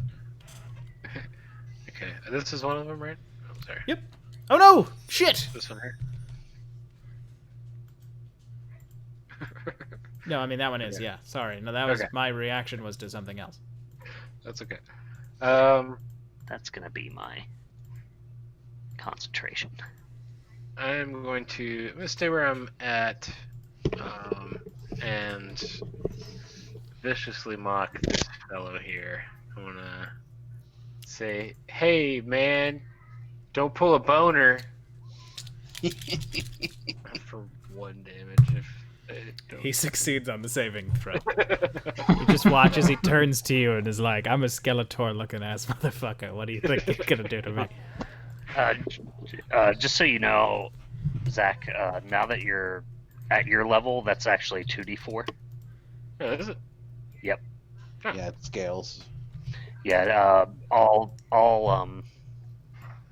Cantrip? cantrips that have any kind of dice roll to it scale at certain levels. Well, and as a bard, you know, you do get paid scale after a certain point. Yeah. Only if you join the union. I mean, but if you're in this game, you fucking better. Well, of course, I'm going to join the union. I'm in the union. If you're a scab, you get minus Hey, I'm not a scab. I'm not a scab, man. Don't you dare accuse me of being a scab. minus 200 hit points every long rest. Okay, so you have tried to mock the skeleton, and he seems unfazed. Yeah, I'm just going to apologize to everyone. Sorry, guys. Skeletons really aren't my forte. Can't do much against them. That's my turn. And Biff just continues on the adventure with that. I just thought of a really fun pun, kind of, that I could make, but I decided against it. And everybody's welcome because it would have been very cumbersome. Wait for Brian to get it. I've been thinking for it. Forte. No. Well, of course they're not your forte. The movie Skeleton Twins starred Will Hader, not Bill Hader, not Will Forte. It's good. I like it. You shouldn't have revealed it. Thank you, Oh, Brian. man, you just made Zach Kristen Wiig out. Oh, no, I used to have so much more respect for 3/5 of this group. Wait, who was the 2/5 that you already didn't respect? Oh, no, I think the 2/5 Aaron- that I still do respect. Aaron's respect for Aaron and himself is still in it's- play. Myself and Aaron are the only ones I do respect. Hey, side note: if I use a javelin, should I use my Cecily strength? Oh, no. This skeleton who's already been attacking is going to attack you, Khalid. No, checks out. It's a 26 to hit. Yep, We that hit. definitely need to name this episode Pundreds of Skeletons. I will now. You take 14 points of piercing damage. Jesus Christ. Okay. Um, We're doing it. then he is going to take his bow and he is going to fire it at Zakar. That is a 17 to hit. Yeah, that's it. Wait, which one's going right now? Can you ping it? The one not by the fire. Yeah, that one. Okay. That one is a 9 piercing damage. Okay. Okay, their And their bone. arrows, the arrows don't do anything with those firewalls, right? No. Okay. And when the skeleton moved, just to sort of explain further the nature of this puzzle, when the skeleton moved, this ring of fire that was activated next to him by Jackson's fire sphere, it didn't go off. But when something you all did acted in the room, it did go off. So they're native to the puzzle, basically. Yeah. Then the one that is in this corner is going to fire one shot at Biff and one at Khalid. The one at Biff, I think, has disadvantage. What's the range on a longbow? Standard range on a longbow? I think it's 6120, or maybe 8160. Oh, sorry. That's not standard. Just bragging a little bit. Sharpshooter. All right. I mean, it should be like the real range of a longbow, but I know that D&D balance-wise, it has to be a little different. I'm gonna take your word for it. So he will have disadvantage on you, Biff, and I don't know. Longbow might. 105 feet longbow is probably okay. so the one to hit you, Khalid, is a 18. The one to hit you, Biff, is either a 16 or 10. So the one to hit you, Biff, just sails past your ear. The 18, does that hit you, Khalid? I dodge it. That is. Oh, sorry. That is the real range, Ben. 60? No, it's 150 150 to 600. Oh, So, okay. yeah. Then, so it would That have hit been me. the 16. Does the 16 hit you, Biff? Yep. Okay. You take 10 points of piercing damage. Alright. All right. And next up, Freak out. next up in our order. Since he did not move, he ended his turn, and it needs to take DC 16 dex save. Wait, no. They make the dex save. Okay, he fails, so he will take those 9 points. Yep.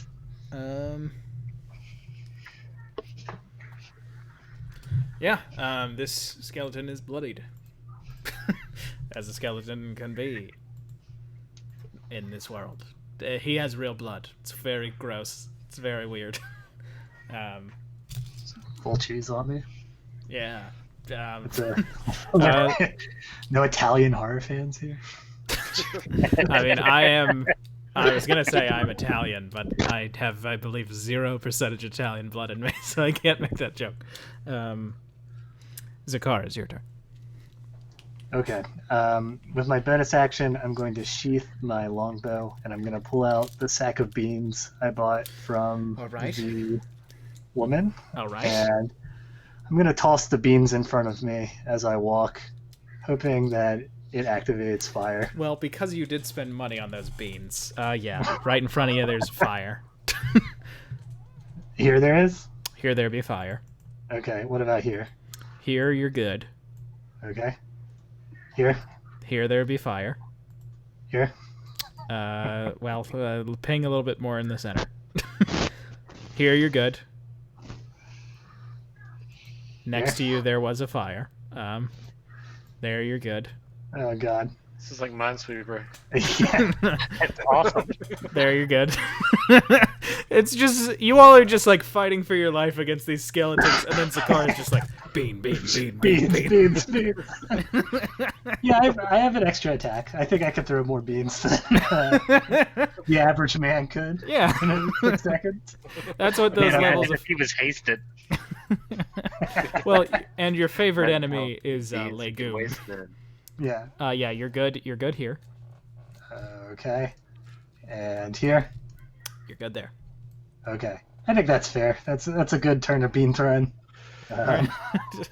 Yeah. That's my turn. Okay. I have, Khalid, it's your turn. And since the Well, I beans have- are still there, this fire remains up. I have OCD and I need to pick up all this beans. Fuck. Oh, you're a Japanese vampire, Brian. I am going to I think it's Chinese. I'm sorry. Come use on. my bonus action to sheath my sword, Sheath your sword. and then free action to pull my javelin. And I'm going to throw it at this guy. It's bonus action to swap them, but yeah. Okay. So I can do it, right? Yeah. Okay, cool. Then I'll do it. And I'm going to throw this yeah, I'll throw this bad boy. All right. 13 doesn't hit. 13. No, 13 misses, unfortunately. Um, Sails through those ribs again. An extra attack is only melee, right? No. Oh, okay. Well, I can't pull another one, though. So I mean, I'll move. you can. In the sense that, I mean, if you were using a bow, you would be able to pull another arrow from a quiver. So I guess free action to pull out that javelin. That's a missile Yeah. weapon. You can still have like a javelin quiver, I think. Yeah. So 26, that'll hit. Only 6 damage, though. Okay. 6 piercing damage. Yeah. So it will be halved to 3. 3 damage. So that skeleton is still standing. Yeah. He's still up. And okay, is that your turn? That's. I want to move. Nah, that's it. Okay. These two skeletons are going to take their turn. I think this one down here is going to pour arrows into Jackson. So he's taking 2 attacks on you, Jackson. Okay. First one is a 21. Second one is a 14.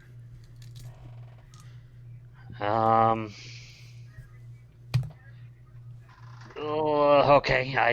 I get hit by both. Okay. First one, you take 10 points of piercing. Second one, you take 7 points of piercing. God. 17. Okay. I gotta make 2 con saves then. Just made that one. And that one's fine too. Alright. You maintain it. So I maintain my flaming sphere and I take 17 damage. Okay, and it is your turn. Once you have done that damage. Jesus. Perhaps we should just get out of here. I'm gonna move 5, 10, 15, and then I am going to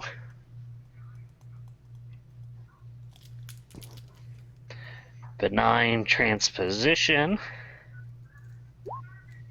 I got it back from casting Flaming Sphere.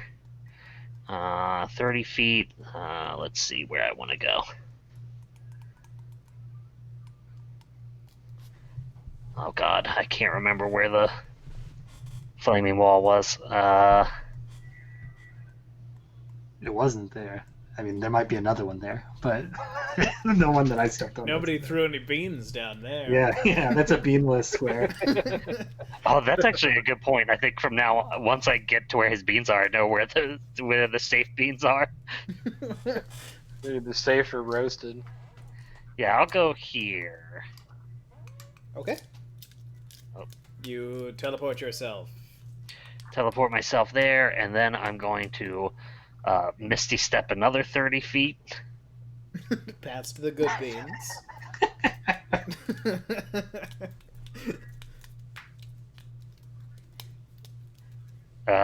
Where did you throw any beans around here?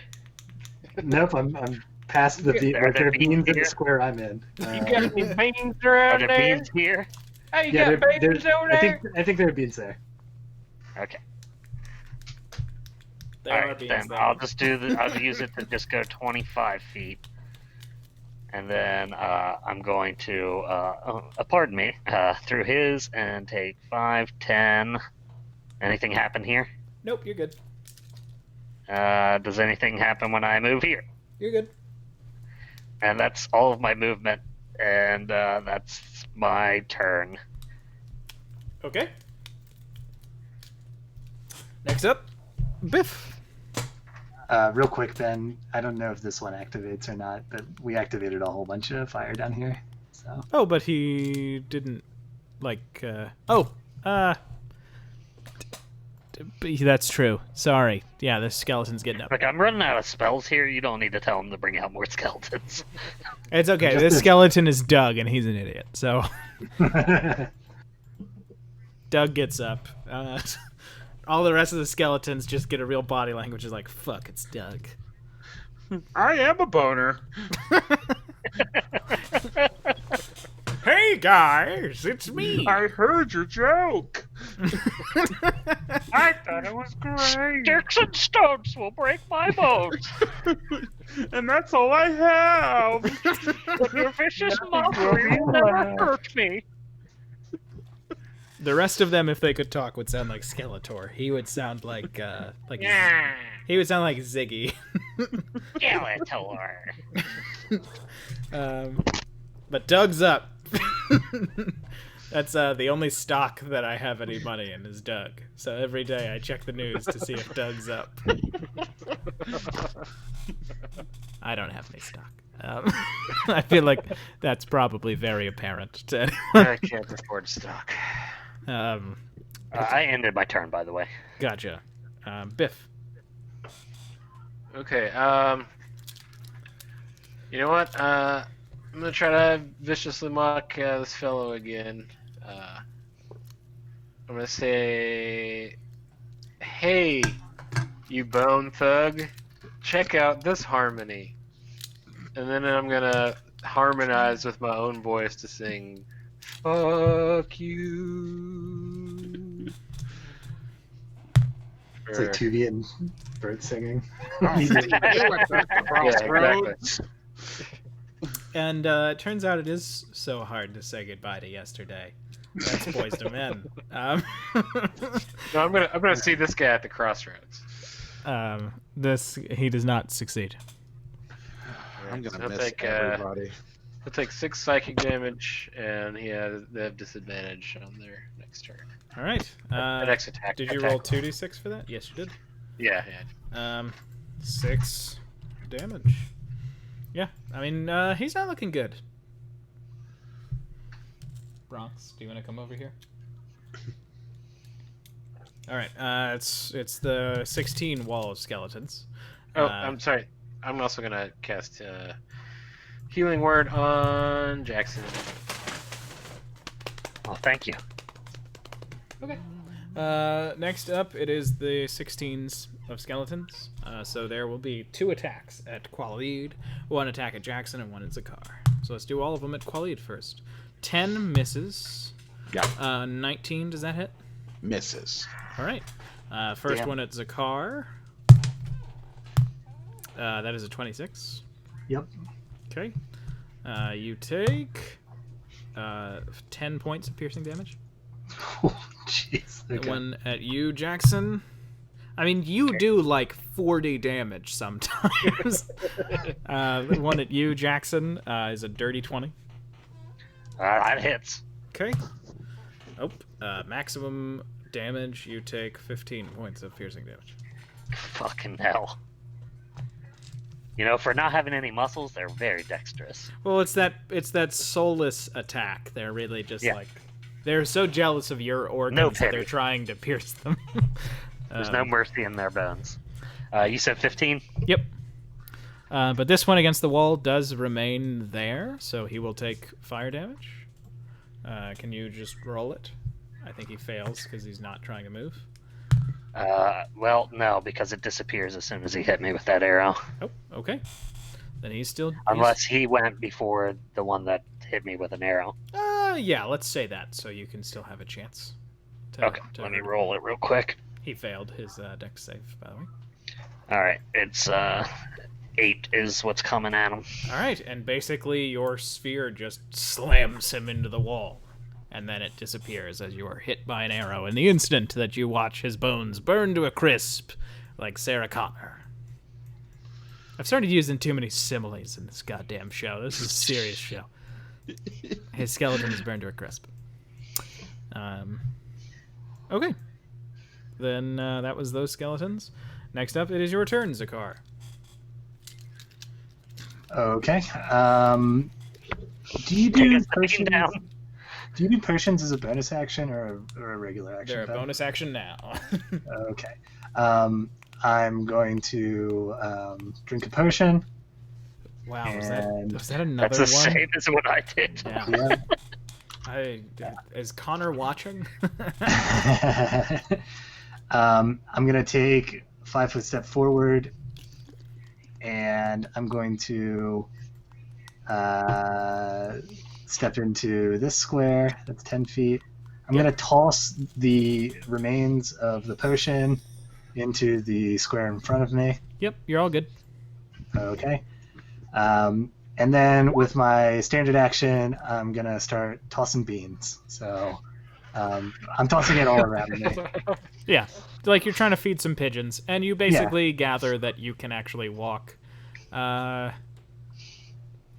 going to show you what you throw it into the fire so that this point lights up, and you think, and anything above that is safe. Okay. So I got that was On this 15 side, to get yeah. to where I'm at, or no, 20 to get to where I'm at. So I have another 10, which puts me there. And I think I'm out of beans by now. I think that unfortunately we're not going to get to eat those tonight, boys. Well, you could go Well, back and unless- pick some up. Collect the roasted Well, ones. Yeah. what kind of an action economy is it going to cost for me to pick up the bean I'm standing on? That is that's like a legendary action. It takes 2. We could slice it into thin ribbons like they do in the Mickey In- Mouse Jack and the Beanstalk. Yeah, and the only funny original Mickey Mouse cartoon. Yeah, that's true. The only good one. That's my turn. Donald Duck is funny. Zakar, that's your turn.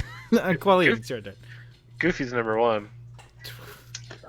So, can I remember which way Zakar went down here? Sorry. You can, yeah. Okay. Because that wall is still up, as are the bean fires. Okay. Bean fire, the vanities. We all remember the bean fires, the great bean fires. So I guess I'll move to here. So that's 20, and then Well, you don't want to move there. That's which the fire. is which is fire? The one that Here? you're starting on. Well, Yeah, we can see the fire. I hate you. Here, right? That's 40. Yeah. But I don't think it was. I think that was a bad spot. I think that this was a good spot. Nope. Where are the beans? There are beans. There are benign beans there. Moving Benign there, beans. you do not trigger any fire. Quali. Okay. Nice. Which one? The one I'm on? Either of the spots. Like you Okay. have not. I'm just triggered gonna any fire. follow. I can go 20 more feet, so I'm just gonna get to wherever Jackson is. Oh, I will turn the music down. Oh. I don't think you have to go all the way. It's just a little bit. Oh no, it just disappeared on me. Oh, the song ended. That was why. Yeah, I think that's good.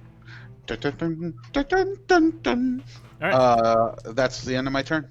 Okay, time for the other 2 skeletons. 2 of them are gonna attack you, Khalid. These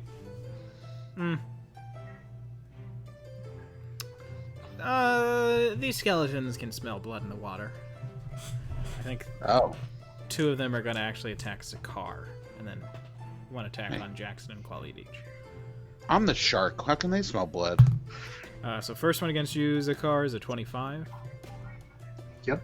Second attack on you is a 21. Yep. Okay. You take 9 piercing and 10 piercing. I am exactly down. Okay. First one against you, Jackson. Well, the only one against you. 26. Oh, yeah. Okay. Well, you take 6 points of piercing damage.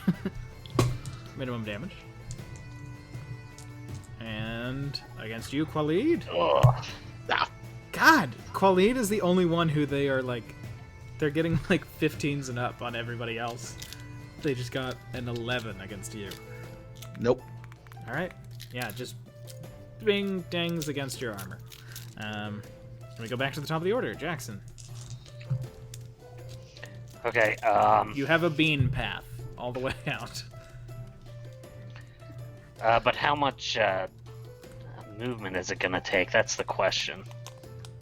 To dance around the fires and onto the beans. I think it was a pretty straight path from where you're at to me.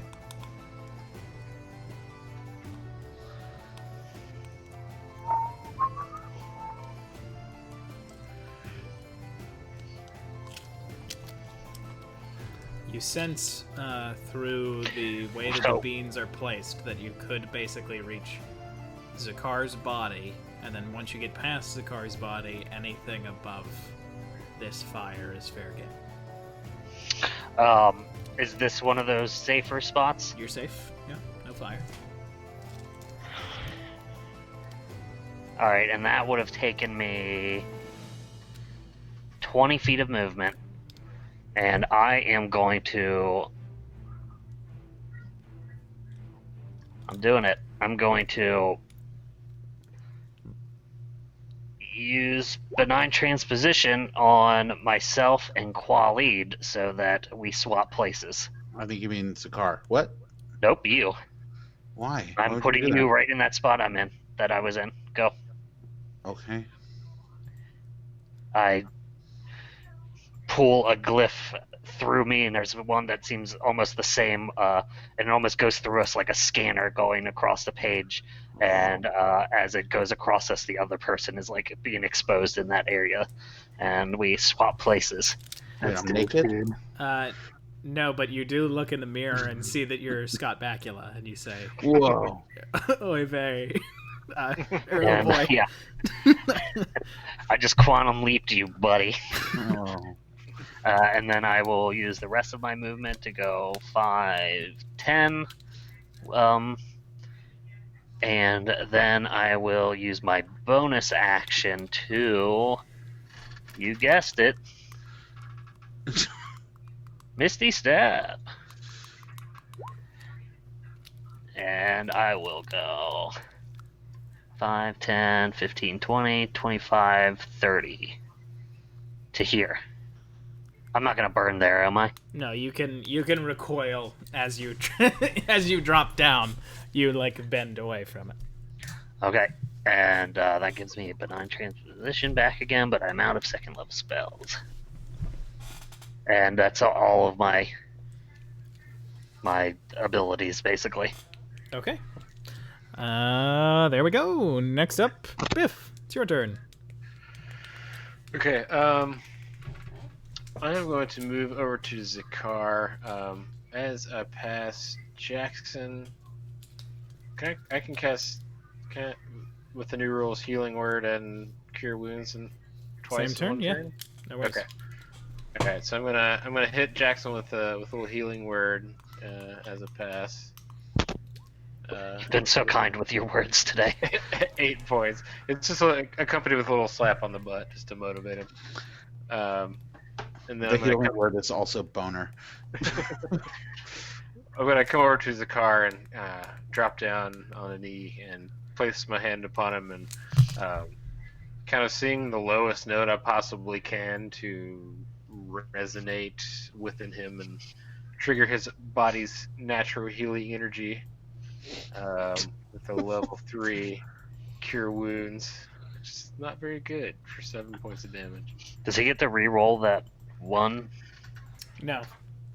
Okay. It's only for resting and Hit dice and level ups. Yeah. Oh, okay. Gotcha. So 13 points. yeah, which I mean that's not bad. It's not terrible. Yeah, Oh, thanks, Biff.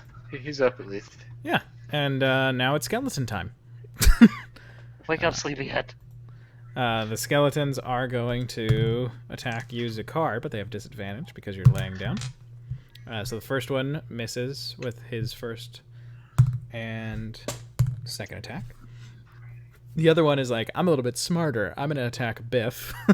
This is the one that's close by. That is a 10 on his first attack. Nope.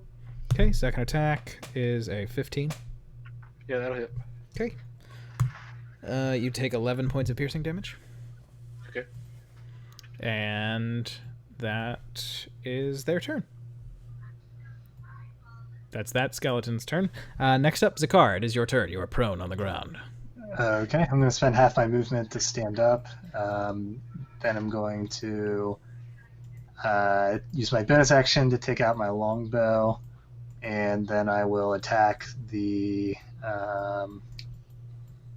furthest skeleton away. We'll say this one. It's 24 to hit, 28 to hit. Both of those will hit. Okay, and that's a total of 17 piercing damage. So that is halved to, what would that be, 8? 8 if you're rounding down. Yeah. So you do 8 points of piercing damage, which I believe is enough to kill either of those skeletons. Sorry, I'm creating the next map because this fight was a little bit more difficult than I thought it would be. I shouldn't have given them longbows. Should have been a short bow situation. So you take out, which of the skeletons was it? The one on the right side, or left side, I mean. Yeah. Oh, that is enough to put that one down, actually. So you basically take out a vertebrae the way that Biff was intending to do with the Minotaur. But when you do it, it falls, like the rest of it can't support its weight. You're a lot better at that than I am. Oh, thanks, buddy. You saved my life. Okay, is that your turn? Yep. Oh, wait, this is Doug up here. Doug is, he's an idiot. He's the one who attacked you on the ground. Just realizing that's Doug. Khalid, it's your turn next. You're at a prone, you said? You got up? You did get up. Yeah, I'm up.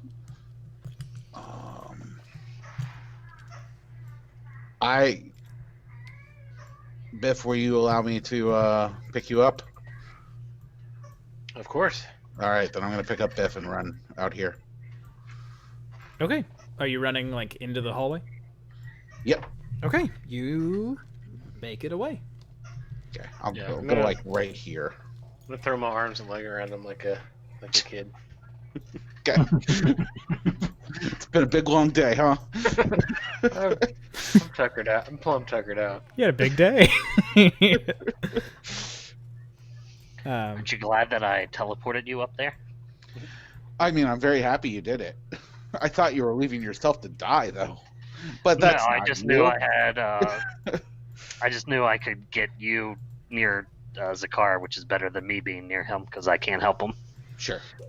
Okay. Everyone has 2 good berries, so you could have fed me a good berry. But this is not the point.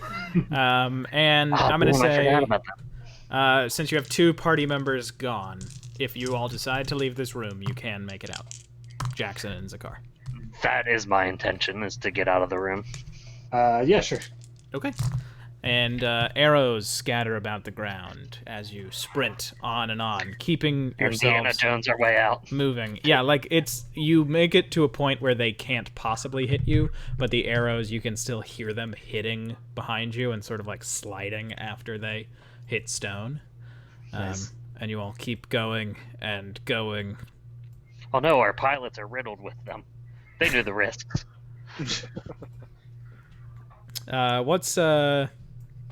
What's I mean, obviously the Indiana of this group is Zakar. What is Zakar afraid of?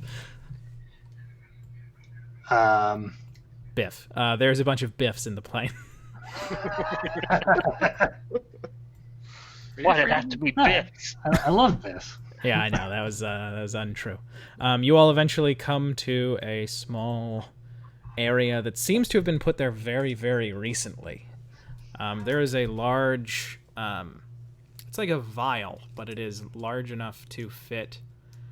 what you see is a very large bird. It is a bird that is about 3 feet tall with a very, very wide wingspan. Probably like a 6-foot wingspan. And as you get closer, you can see that its feathers are a mixture of this molten red, this flaming orange, and a bright yellow. Its beak, though, is the color of ash, as are its feet. It looks when you say very... flaming, do you mean like actual like flames, like fire? It looks like it could be. Like, as you were approaching, you think, like, is that a trick of the light? But when you get closer, you can see that it was kind of a trick. But maybe it could set itself aflame at some point. But as you all get closer, you can see that it looks very meek and like it hasn't flown in a really long time, and it's probably underfed. In this glass case, and as you approach, you see it sort of recoil at first, and then it sort of tilts its head as you get closer. Oh, what's that poor beast? Where is it from? It's magnificent. It shouldn't be trapped by these lunatics. Make a perception check, and then that's just Jackson. Make a perception check, and then Biff make a. Are you better at Arcana or History? Well, I was going to try to approach it kind of playing a song and try to use animal handling to kind of calm it down. You can do that just for me to tell you something. Are you That was better at lucky. Arcana or? It's the same. Okay, do an Arcana check. As you get closer, Jackson, you can see that it looks like it has been kind of hacked away. You can see very, very bad stitch work at different parts of it, almost like some of its organs have been removed at various points. You do recognize that this is a phoenix. You are from Zeshan. Zeshan and Hallandor share very similar legends of the phoenix. Other places have firebirds in their legends, but you know that it is a phoenix. If we can get its feathers, we can never die. Make that animal handling check. 7, man. Okay. It's not a thunderbird. It doesn't like Bad lightning rolls. bolts. Yeah. I mean, it seems to be... It can tell that you all aren't aggressive, and it does start to move a little bit. And you can see it's very slow, very methodical, seems very weak. Is there anything that looks like it's like a slot they use to like feed or water it? Doesn't seem to be, no. Should we release it? Yes. Yes. I can't imagine that it's good that this thing would be in here. No, I think we should get it out right now.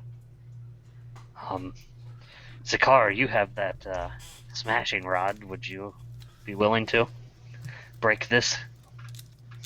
Yeah, we can try. Maybe we should get back. It kind of notices you coming closer, and when you lift the rod, you watch. It's there's a very real intelligence that all of you can see behind its eyes, and it sort of backs away and curves its body so that it would be kind of away from any shattering. Okay. Yeah, I'll just take a quick breath and steady myself, and then cast Shillelagh on it and slam it into the glass. Yeah, and you just sort of tear through it, and it does seem like a little bit of glass goes and brushes against this thing's feathers, but looking at it after it gets hit, it kind of just shakes, and you notice the glass fall away. It seems like these feathers protect it from a lot. Whatever has injured it has had to be like pretty purposeful. But when you break it out, it sort of walks towards you, and you can see it's kind of like snapping its beak, like it is probably hungry. Yeah, I'll You have one hold out bean my left. hand. Yeah, I'll hold out my hand and I'll say, "It's all right. We're not here to hurt you." And then I'm gonna pull out my good berries and hold them out. It gobbles it up like one of those ducks eating peas, and then it tries to squeeze its way past you. Yeah, I I'm get it. gonna, if it allows me, I'm gonna try and hold out my good berries to it as well. It goes cup, eats those up, and then you notice Oh, it kind wait. of stretches its neck up towards you and like rubs the top of its head under your chin, Jackson. I'm gonna like and pet it under its wings, kind of like in its armpits, basically. Yeah, and it is super hot to the touch, like in a comforting way, but it is like really, really hot. Oh, you're a fiery one. Get it, Quali? Oh, Jesus.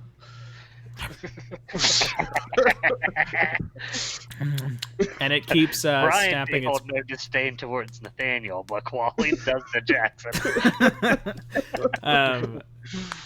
The phoenix is still like munching its beak, like it wants to eat some more. Yeah, I'll give it my good berries. It takes the good berries, and you can notice that it seems less excited about it. Do any of you, as your rations, carry meat? I imagine some of mine might be like dried jerky kind of stuff, but not much of it. Yeah. Yeah, it goes over to your pack that you keep your jerky in and starts like nosing at it. Oh, it's a, and I'm looking at its feet, and I'm like, I suppose a phoenix is a raptor, and it must like flesh, meat.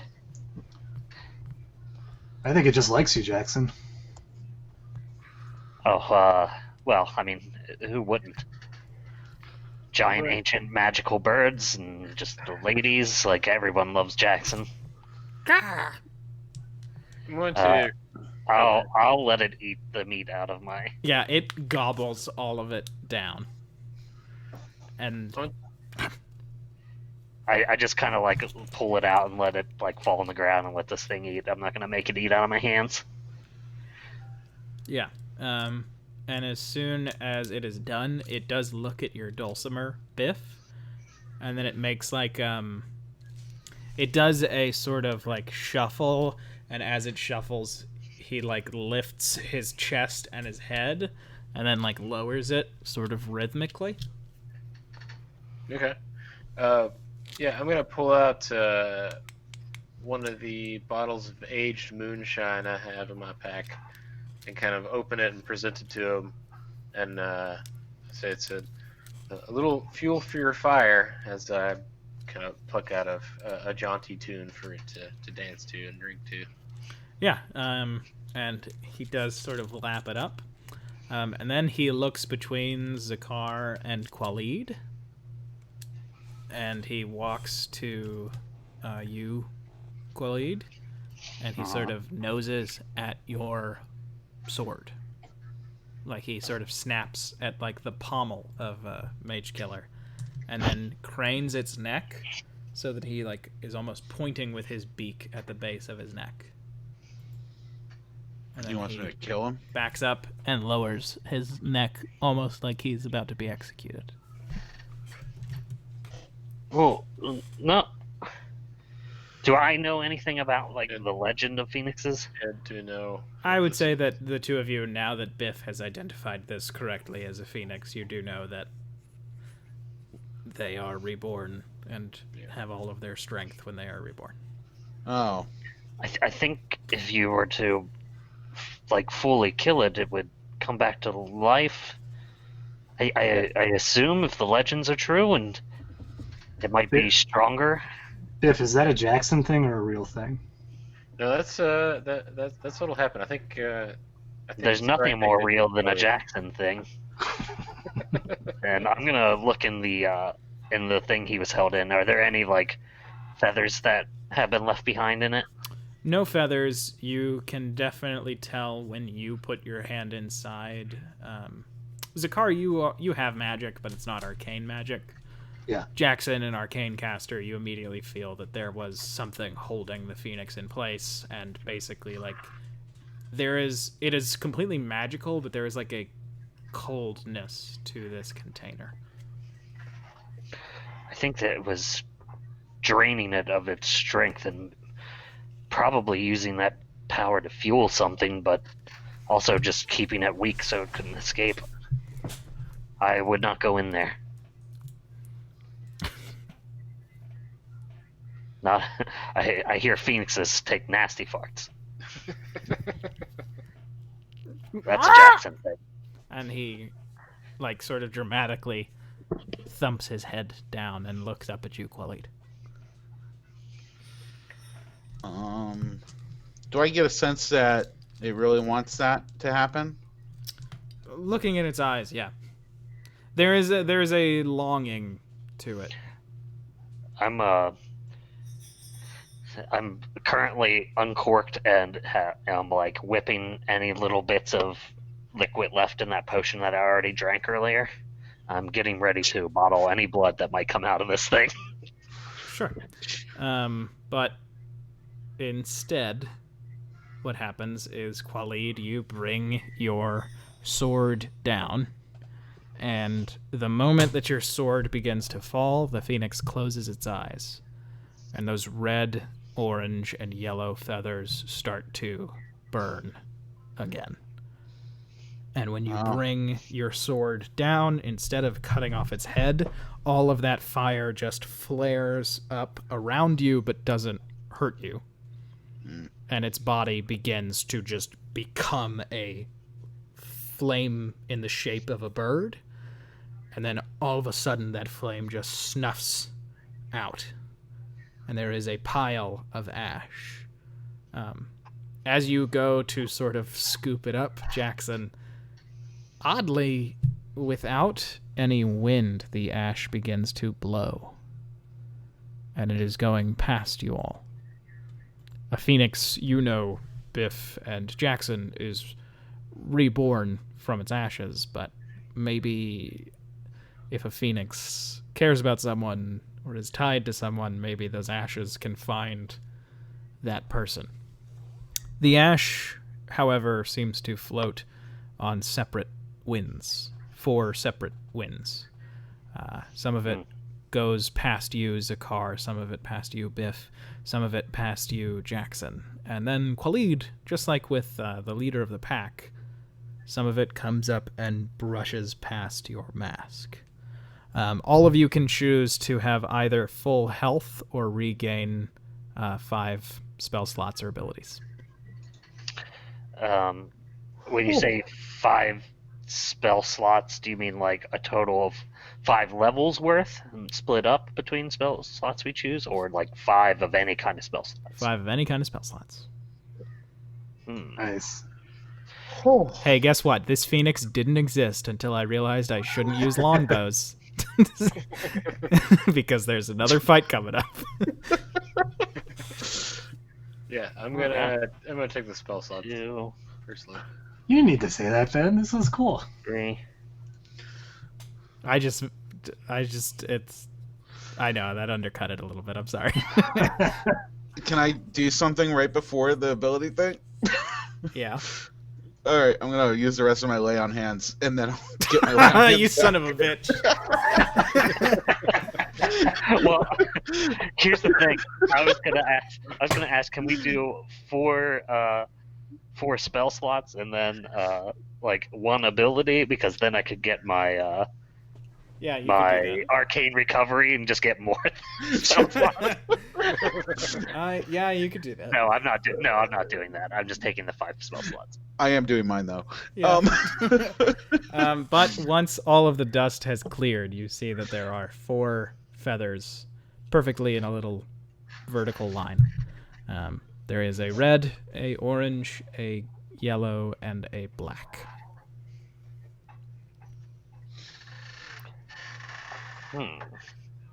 Does anyone have any preference? And I put my hand on the black one.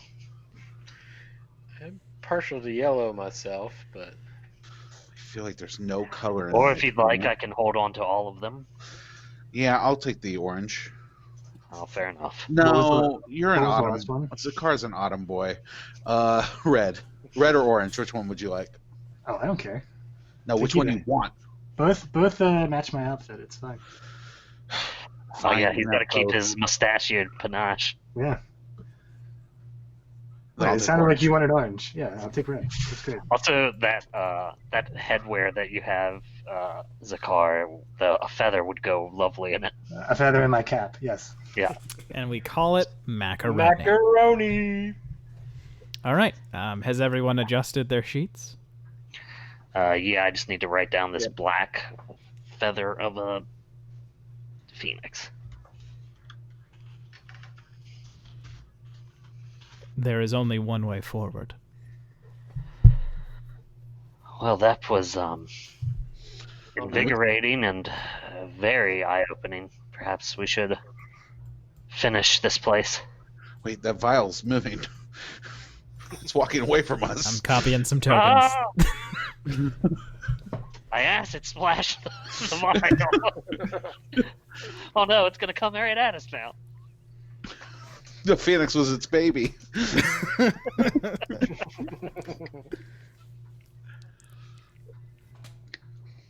There's only one way forward.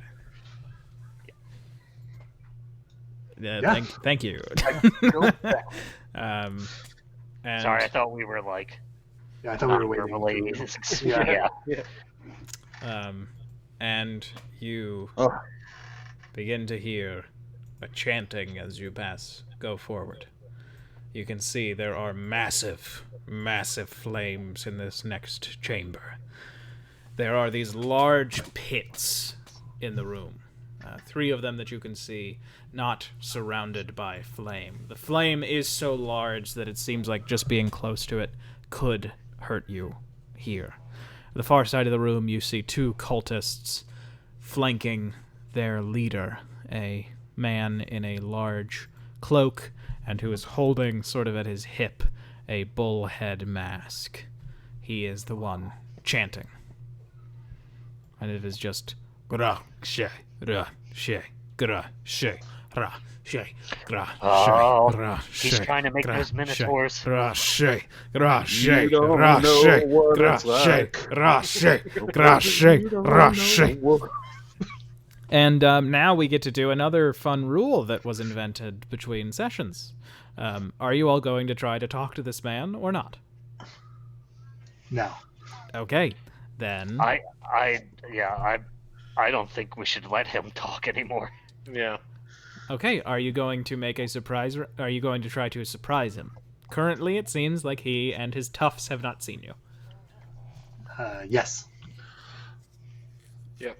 Okay, then Yeah. I will need to know what you are doing to try to surprise him. If it's just like, hey, from where we are, one of us can definitely hit him with a bow, then that's fine. so I know what these 3 boys are. Over in these pits, what do I see? I see a dead man and a bull. There is a corpse. There are 2 corpses, Okay. human and bull corpse. Okay, These the pits, bull is the corpse. These pits are like sunken into ground level, or are they elevated above? They are sunken into the ground. Seems like it would be 10 feet down to the bottom of the pit. It would be Fair. difficult terrain to crawl out of a pit. Getting into a pit is normal movement. Meet me in the pit. Do I see a human underneath a bull corpse too, or is that just something I shouldn't see? They're next to each other. Okay. In both of the pits, you can see there's a human corpse and a bull corpse. Okay, I thought I saw like a head underneath here. No, I mean, that might have been because tokens are difficult to see sometimes. Okay. So I might have put 2 humans in there. But there's 1 human and 1 bull in Okay, cool. these 2 Thank you. pits. Yeah. It's I mean, Zakar's got the best move for sure. Can somebody retrace the line I'm making right now? I got you.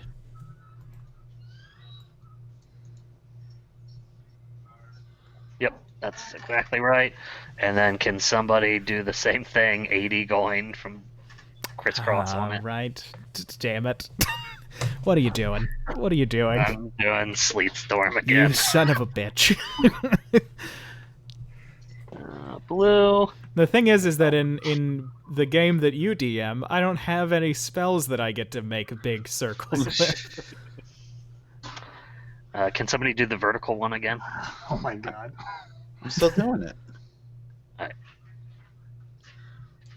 I don't know how to get the middle point. That's, I mean, the, like...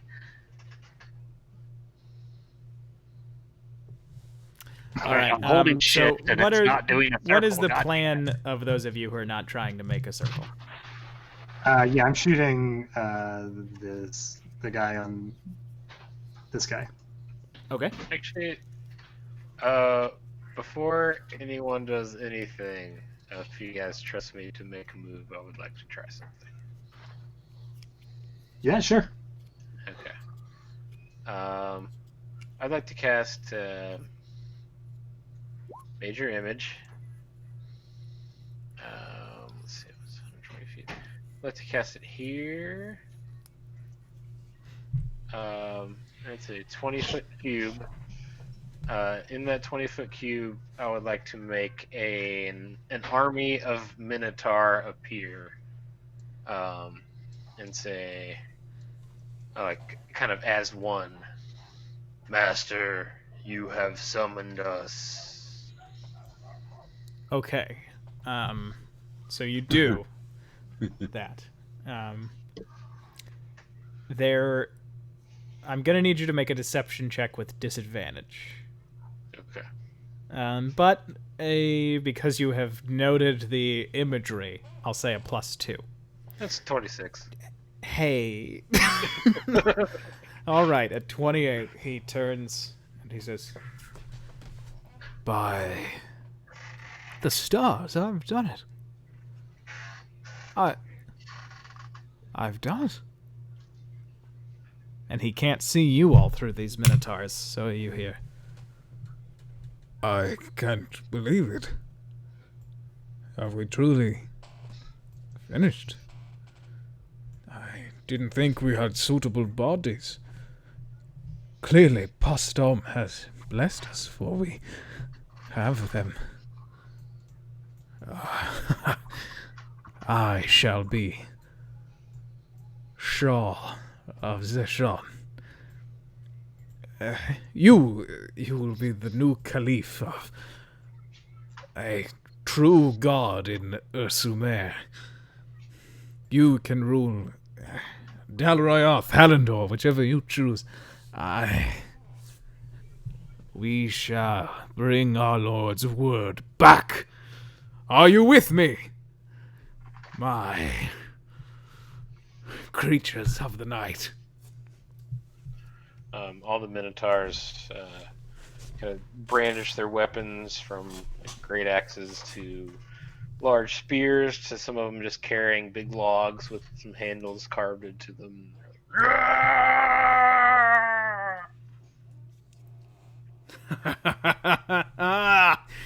Very well. Then, curious. Go check. Go around them, but check the pits. During this time, did anybody want to move while they were talking, since we were blocked? I think I would. They can't. It looks like they can't see me. Yeah, so you can make a stealth check with advantage. So normal, single roll for me. Yep. Hey, pretty good. Why is this happening? Sorry, the screen's moving all weird. I wanted to go this way.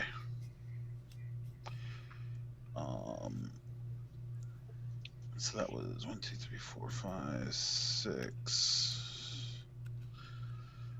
I'll double move to here, to the pit. Yeah.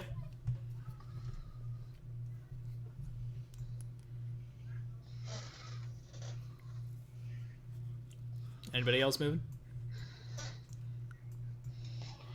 I might take a few steps back. Okay. I also will take one step back so that we are side by side. Oh my god. Yeah, Okay, I might take a few steps forward. I still have movement to follow his step. You do watch as this guy gets here.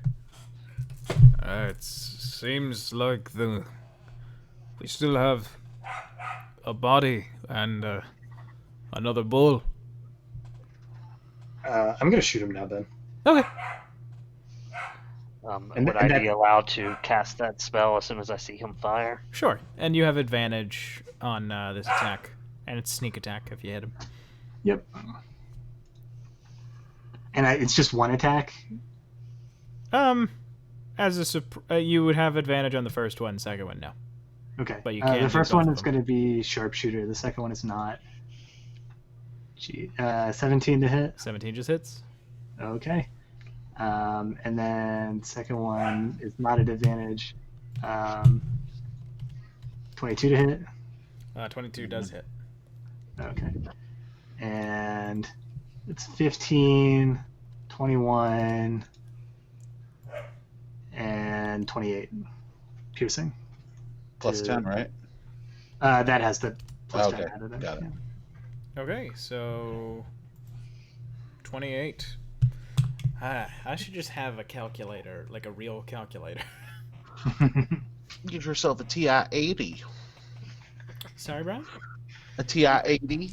You can play Doom on it. You Yeah, can you- Doom on that thing. Well, and if you're good at making graphs with it, you can make my circles for me.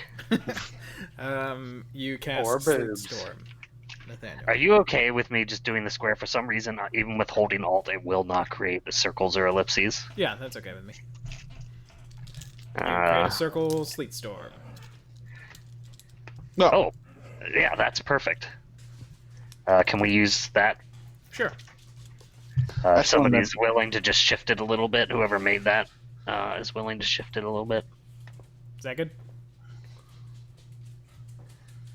Yeah, that's perfect. Oh, wait, go back where it just was briefly. Yeah, perfect.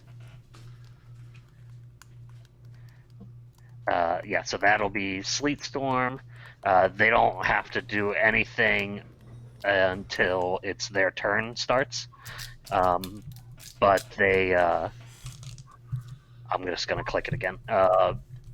But if I don't know how that fire works, it's on fire, but it would douses flames immediately. Yeah. And you watch as this fire goes out and then erupts here. And then as soon as your Sleet Storm hits that, it goes out there. And a new fire appears around this pit. So Qualit is going to take some fire Oh, damage. damn. Yep. And then I had a another feeling that would one. happen. Basically, you have just created a weird sputtering, buffering situation because all three of these can't keep fire. So they are going to be going in and out and in and out. And every time this one lights, all of them change status. So basically right now, I don't know how to track this fire situation.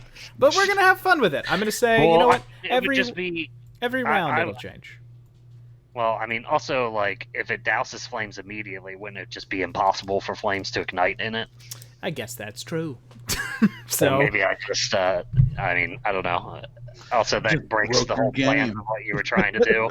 no, it's okay. Which That's is cool. That's what D&D is about. You circumnavigating or circumnavigating. You going around the world. I mean, kind of, but you circumventing. Well, now that I have this doorknob, He couldn't make the circle. I'm gonna make a door and have it teleport me 2 feet behind me. But technically, it makes me go all the way around the world and then back to where I'm standing. It would be great if you found a more conceptual version of the doorknob, and what Jackson created a door to was right next to Zakar. Everybody roll a new initiative. No, I set the doorknob on him so that the door travels with him. Natural one. So am I not taking fire damage?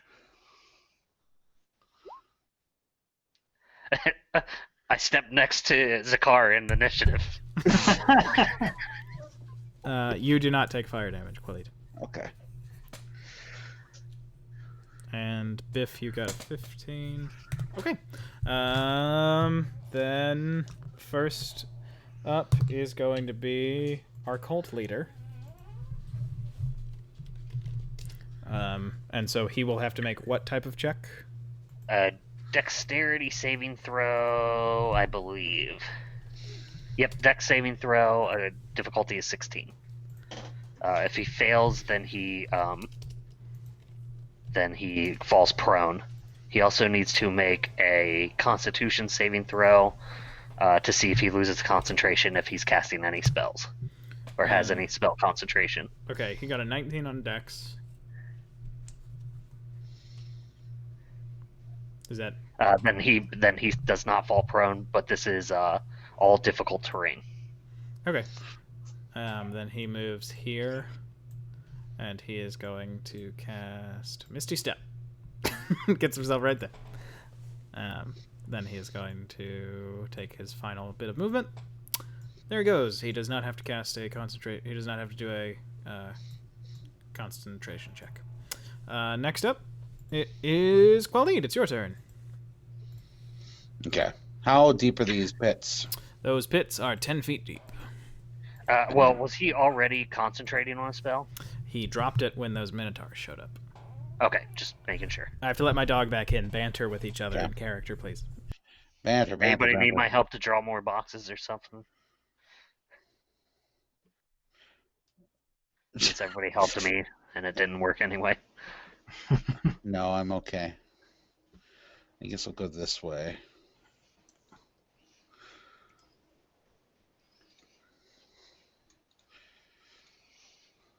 I need a vote from people. What do you guys think is the symbol for concentration? I like the one that I think is actually a symbol for like a sleep, because it looks like it's a guy like closing his eyes and thinking. Yeah, that's what I was using. Yeah. Especially because we don't have anyone that casts sleep spells, so there's not like crossover. All right, I'm back. Qualid, what are you doing? So I skirted the bowl. I'm not going to go in it. I'm going to go around it. So I went from here to here, double movement. Okay. And then I'm going to use my bonus action to cast. I'm going to cast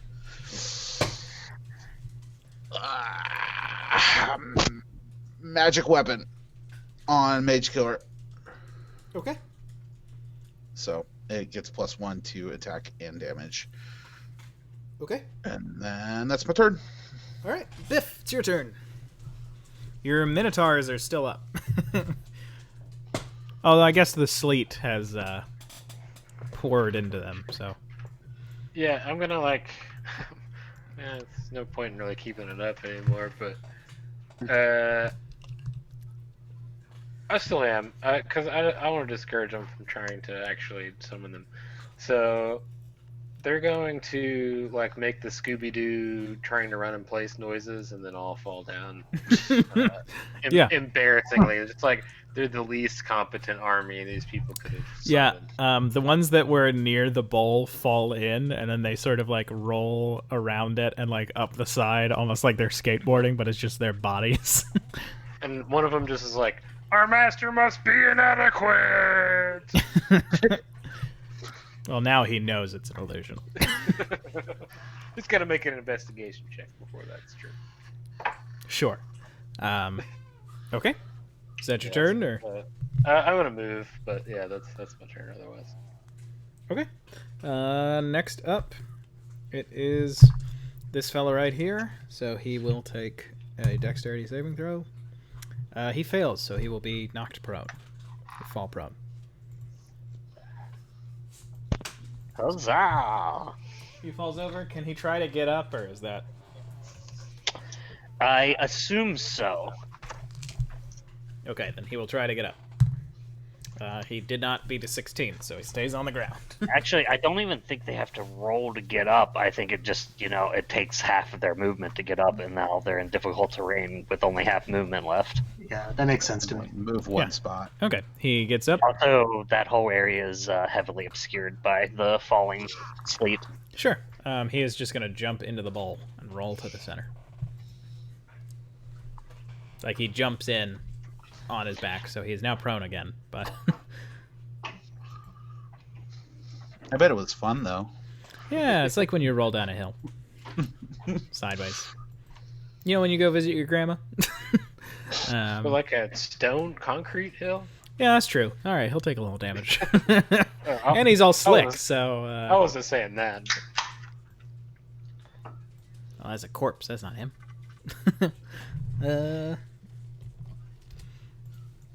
Okay, that's his turn. Next up, it is the other tough. So he will. He makes his save, and he is just going to try and run. He has 3 feet of movement, or 3 squares, so he would get there. So he manages to pop himself out. You are still keeping the altar from them, basically, which is, you know, pretty good play. Then it is Zakar. It is your turn. Oh, Let me really? get some big battle music. Okay. With my turn, I'm going to run to here and so this is obscured. What does that mean in terms of their cover? Probably like full cover, right? Yeah, I think he's fully covered from you. Like I can't see him at all. Okay. In that case, I'm going to use my bonus action to dash, using the rogue ability, cunning action. I can get to like here doing that. I think I can see him now. Yeah, right? you can. Okay. And then I'm gonna take 2 more shots at this guy. Just regular longbow shots. Does he get? Would he get? Or not surprised, but sneak attack since he like came out of not being seen at all and started attacking him. Yeah, I'd say so. So the 18, go ahead and roll again for that one's Okay. advantage, just to see if you got a crit, because the 18 hits. Is that advantage too? Okay.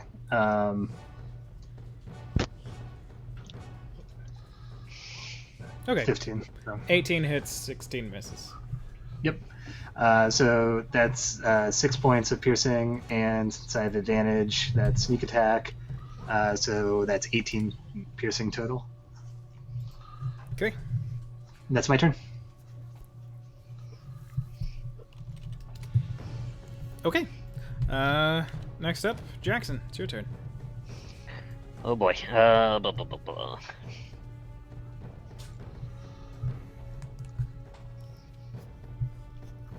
$60 feet.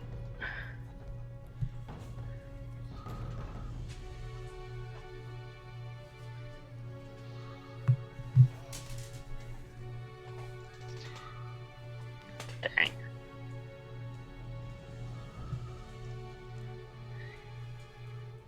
Dang.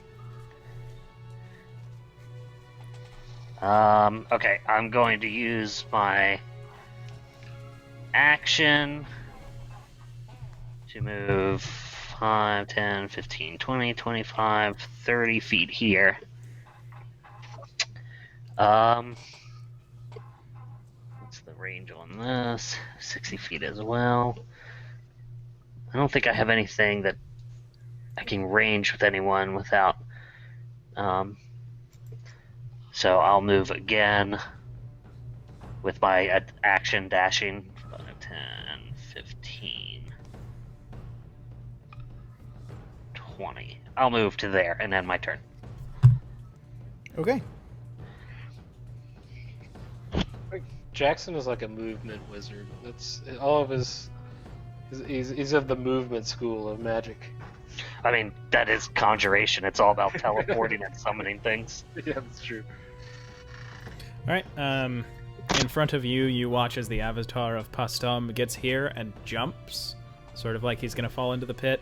And as he does, he is surrounded in silvery mist, and he appears right here, so that he is still just running. And he gets right there, and then he looks over. He looks at you, Zakar, with your bow, and he seems to sort of pour over you. And then he sort of straightens himself up and looks over at Jackson and Biff. I have to object. Pouring over Zakar's beauty is a full action. Taking in just that mustache that's a bonus action, but it's full action to look at everything else.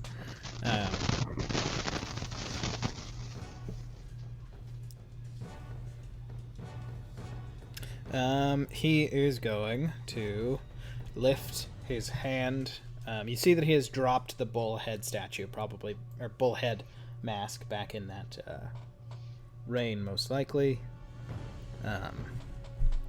And he is going to throw up his hand, and in front of it there is this flickering of blue fire that then grows into this massive orb, and he just sort of shoves his hand forward, and Zakar, as this ball of fire whizzes past you, to this point, you just hear this, like,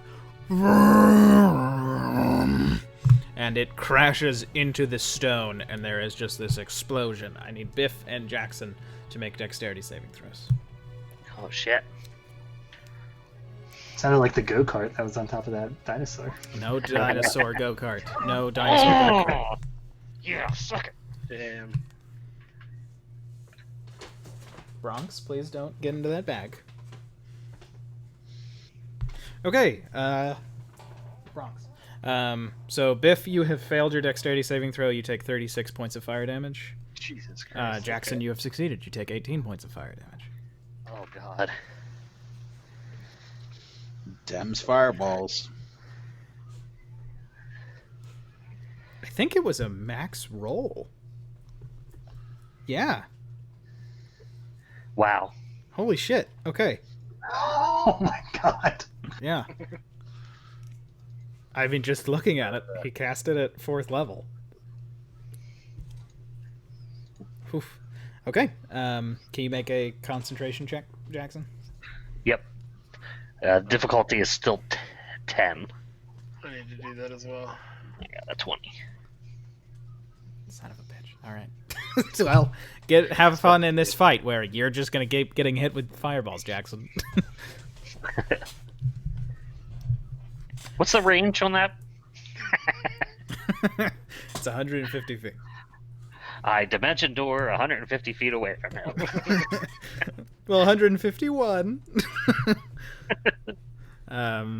Next up, it is Khalid. It's your turn. Okay, so I will. I'm gonna run. I'm gonna run over here, and I'm gonna hit him with my sword, with Mage Killer. I think I have advantage because he just cast a spell, correct? Correct. And it gets +1 from magic weapons, so 21 to hit. Okay, you go in to hit him, and he throws up the hand that didn't cast Fireball, and you just see this flaming bullhorn appear, and it basically, like a blade, turns Mage Killer away. I love how all of your casters have like 800 dexterity, so their AC is high. Well, I just, this guy's got his own stuff going on. I'll swing. It's high well, dexterity. I That's can what he's swing got again. going on. You swing again? Yeah, you still No, have I advantage. can't swing again. Because I use charge to dash. That'll be my turn. Okay, gotcha. Next up, Biff. It's your turn. Oh, Biff, can you make a... You did make a Yeah, constitution check. I did. Yeah, it's All right. 17. Yeah, you maintain those minotaurs. Those Yeah, minotaurs well- are still just Tony Hawking in this bowl. Yeah, I'm gonna drop that now, so that those minotaurs no longer exist. I'm gonna try this. I'm gonna move here, and then I'm going to cast polymorph on this fellow. Oh no. It's probably not gonna happen, but let's say he will become a capybara. All right, and it's a wisdom check, correct? Yes. Is that dance fighting? That's Martial capoeira. art. Capoeira. Capoeira. That's called Eddie Gordo.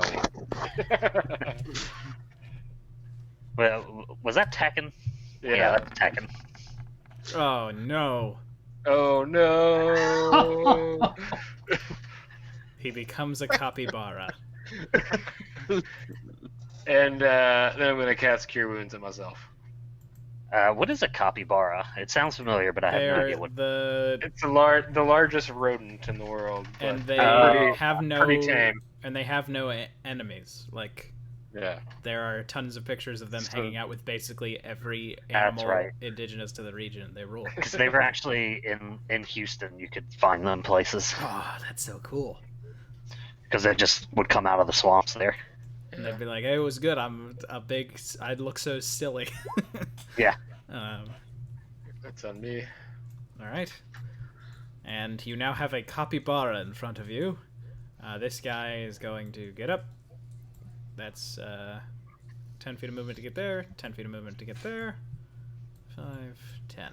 He gets right there, and he has drawn a very, very large. It's like a claymore. And that is his turn.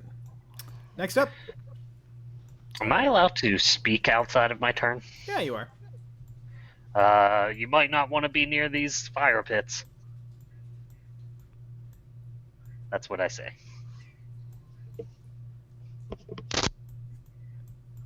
This guy gets there by dashing. And now, Zakar, it's your turn. Okay. With my turn, I'm going to move to here. And, well, sorry. I'm going to move to here. And I'm going to focus my ire upon this new minion with my bonus action. And then I will loose 2 arrows at him. 23 to hit. 23 19 hits. to hit. 19 hits. Both of them hit. Okay. 6, 17, and 23. Piercing. Yeah, he doesn't look good. Okay, that's my turn. I mean, he's not bloodied, but he's roughed up. I should probably just lower these guys' health, because this fight's sure different. Okay, next up, Jackson. Jackson, it's your turn. It's creeping that line. Can somebody draw a circle for? No, I'm just kidding. So in this spot right here, right below this yellow guy, I'm gonna need for you to place down 2 fire snakes as I once again summon them from the fiery pit hell through a portal made by my glyphs in those spots. They both roll their own initiative, and I can control them if you want when it's their turns. Or if you just want to control them, that's fine, but they listen to my commands.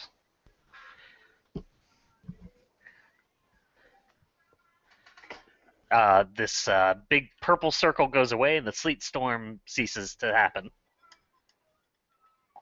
I'll get rid of it. Thank you.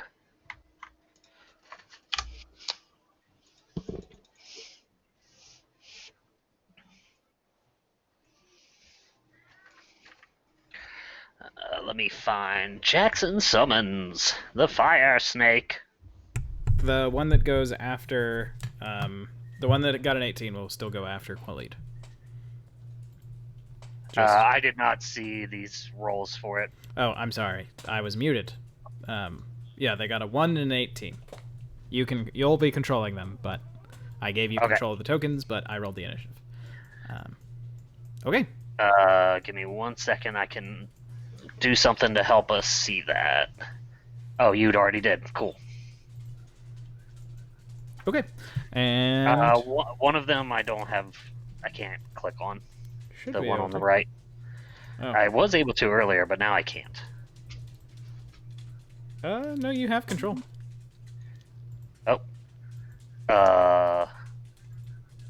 Everything is off to the left of everything for me. That's weird. Let me reload the page. Okay, we're gonna go back to the top of the order. It is Capybara's turn. The Capybara is going to run past you, Quilly. Do you have an attack of opportunity? Would you like to use it? No.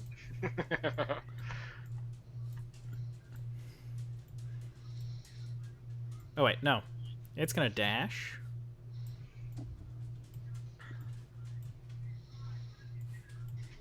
right to here and take some fire damage. Damn it. Should try to grapple it or something. Okay. It's close enough to take fire damage. Yep. 10 feet away. It takes 24 fire damage as a capybara. I believe that would lower a capybara's health. Yeah, that's probably more health than a capybara has in D&D, I would imagine. It's I googled it. It says it's immune to fire damage. For Huh. capybara. That sure is It's weird. true, they are river animals, so They're from South America, so it's like there's a lot of fires there. they live in the river. So that's the one place fire can't permeate. It's true. He is now prone on the ground. But he is there, and you can see that it looks like the fire is not hurting him at all. Wait, how did he run that much? He dashed. What's a capybara's speed? I assume 30. I don't know if that's true. Have you seen those things run? Oh, they I mean, what's a comparative sized? A boar, I would say. I think probably a boar would be the Boars closest. probably move pretty fast. Well, That's the true. boars definitely move faster than a capybara, though. I don't think so. That's fair. I think what you're looking at. I think you think need they to roll probably for will. like a wombat or. Oh, No. wombat is a really good. Here's the thing. Wombat I is a think good I comparison. think that this guy in the tomb of a guy who he's the reincarnation of, with all his power from his god around him, I think as a capybara he can run a little extra.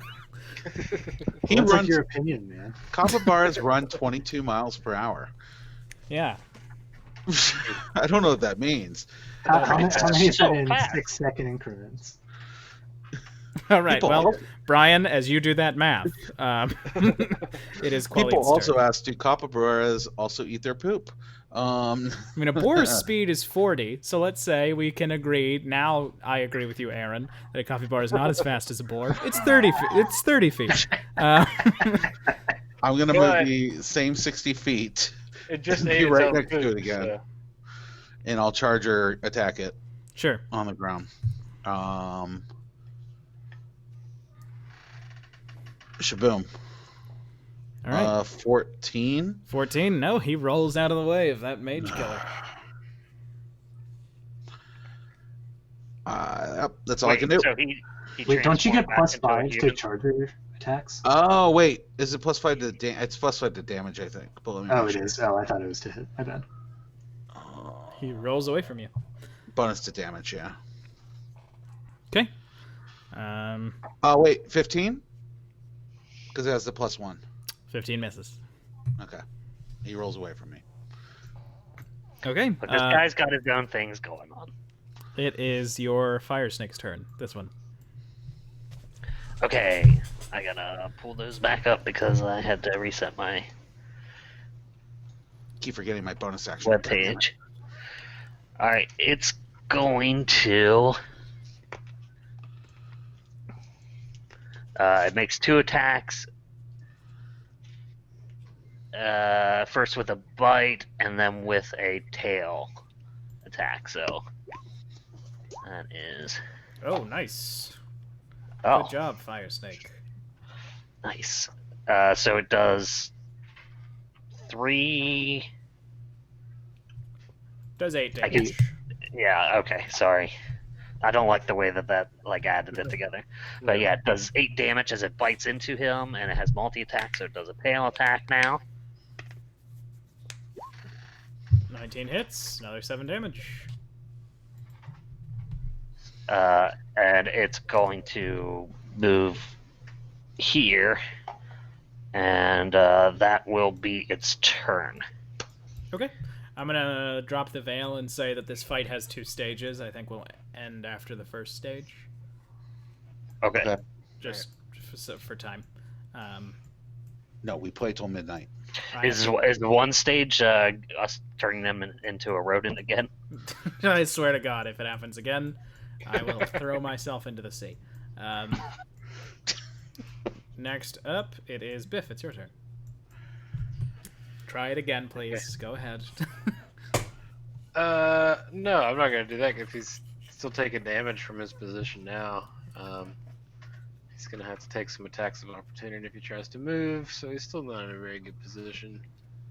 I'm going to pull out a shaving of licorice root, which of course would make anyone move faster away from it. As I cast it on. Incorrect, but okay. Well, anyone not of like, if you don't live in like the Nordic countries, they're the only people on the earth that like licorice. But I'm gonna cast haste on Napoleon. Oh, this is the best day of my Nice. life. Let's He's go. gonna be mage slaying left and right. All right. Yeah. you And cast- then I'm gonna cure wounds Jackson. Okay. Yeah. And you can roll that and off to the side as Yeah. this dude is going to. Oh, thank God. He gets to here, and then he seems to rethink something and moves here. Well, this guy is going to dart through these snakes, and he's going to attack the one that hasn't hit him yet. He draws 2 short swords, and it is a 17 against your fire snake. Yeah, that hits. Okay, maximum damage, 10 piercing damage. Is it a magical weapon? It is not. Okay, so then it is halved because it has resistance against piercing and slashing from non-magic attacks. Okay. So that's 5 total, right? Yep. Sorry, I gotta write these down since there's 2 of them. No worries. Just if you don't mind dropping the veil, what's his HP now?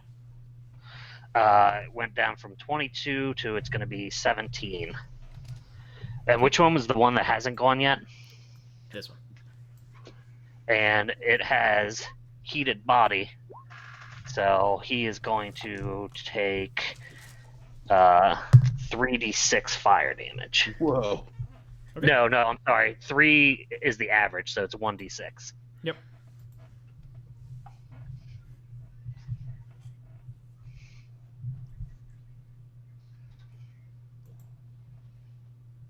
I'm just gonna do 3. All right. He takes 3 damage. Okay. Yeah, that's fine. Zagar, your turn. Okay, I'm going to run to here. I'm going to cast Hunter's Mark onto this guy. I'm gonna attack him with longbow. Two longbows. The first one will be sharpshooter, and that misses. The second one, I'm gonna add my bardic inspiration to the second one. What is it again, Biff? It's D8. D8. Yeah. Okay. D8. Nope. 13 Okay, misses. that's my turn. Okay. Next up, it is Jackson. It's your turn. Okay. I'm going to move away from this guy, and then I'm gonna cast Acid Splash on him. Where is it? Actually, before I move from him, if you don't mind me backing that up, I'm going to actually try Poison Spray on him. DC 16 con save. Okay. He does not succeed. He will take 7 damage. He takes 7 points of damage, and then I will move. So then I go 5, 10, 15, 20, 25, 30. Let's just go 25 to here. And I'll end my turn. Okay. Next up. Oh, wait. Bonus action. I'm going to pop that potion. Sorry. No worries. You can go ahead and roll that. Next up, it'll be your fire snake. If you want to just roll that in the chat, his AC is 17. Fire Snake is going to move here, getting advantage, and it's going to bite. Sure.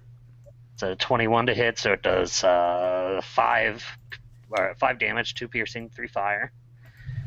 And then it's going to tail attack. Does a 12 hit? Does not. Okay. Okay. Next up. And it's going to stay there. Okay. Next up, it is our avatar. He is going to stand up and move to here. Sentinel. Never mind, he doesn't move. He just stands up. Are you saying he doesn't? I think I have to stop him, right? I mean, you can use it, yeah. He can still take his actions and stuff, right?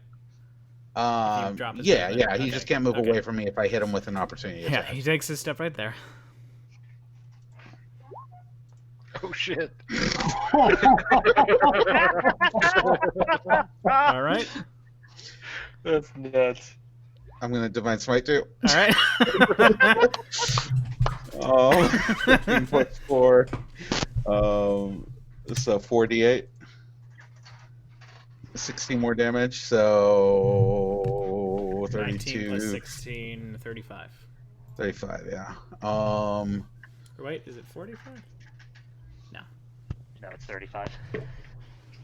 And then he stopped. So let's see, 93 minus 35. Hey, don't tell me that. Yeah.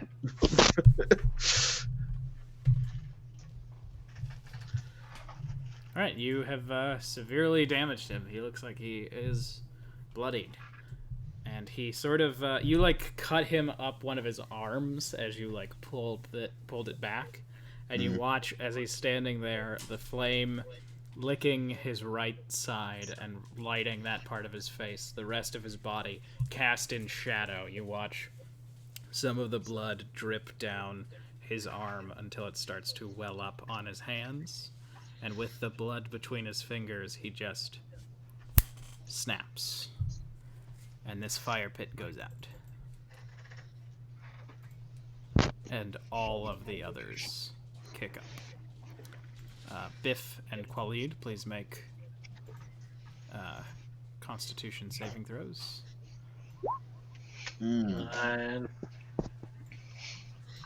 Biff, you actually get +4.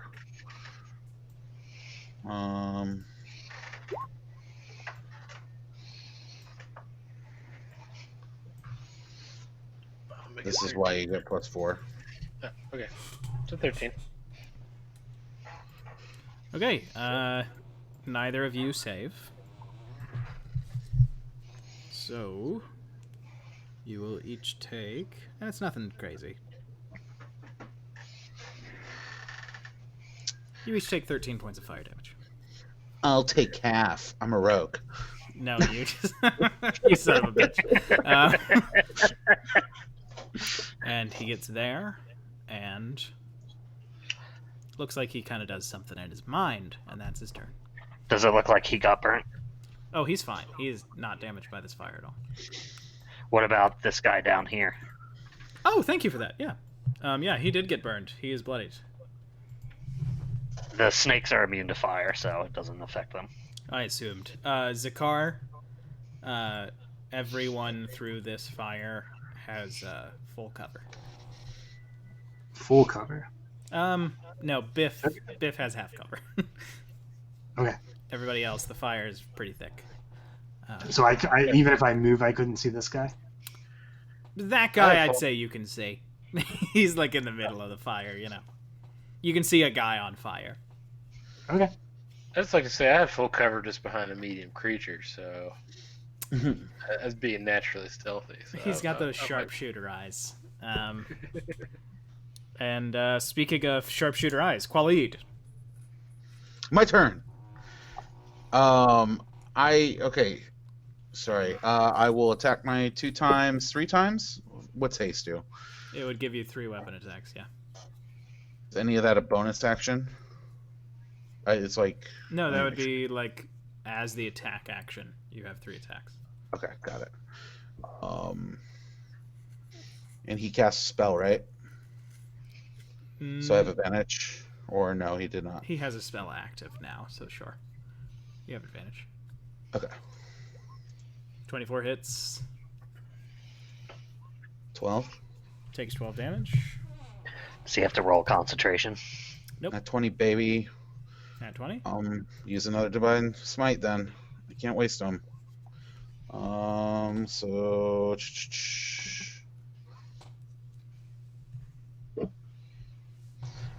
18 plus 18, 36. Is that right? Nice. Yep. And you're 30 hasted, so you get a third attack, right? third attack. Oh, I also add 1 to each of those from my magic weapon. I'm sorry. So 2 more damage total. All right. All right, he is on his last legs as you're Yep. seeing this attack. Fuck it, baby.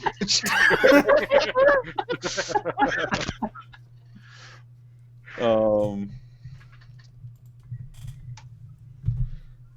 You, do you mind if I say how Khalid does this last attack? Yeah, do it. Basically, you just, like, hack off both of his arms with your first 2 attacks. So sick. So that he is now just standing, breathing.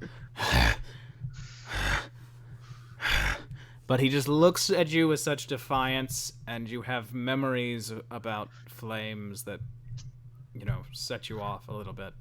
Yeah. And you just lift Mage Killer, and you just strike him in the center of the skull.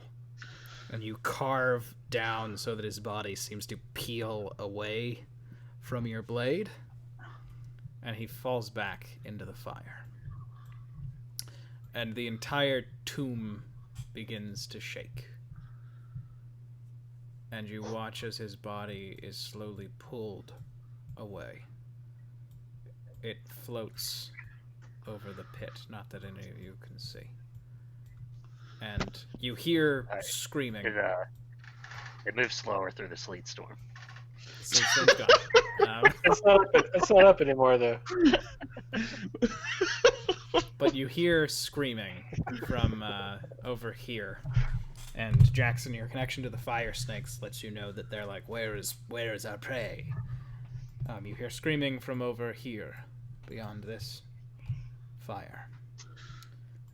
You And hear the wind snakes are like, where's our prey? You hear dead bodies hitting the ground. And then Cool. this fire in the center of the room flickers out. As all of the fires flicker out. In the pit, you don't see 2 bodies. You see a pile of ashes, bones, and bits of burnt flesh that start to move. A gruesome jiggling to this mass of ugly muck.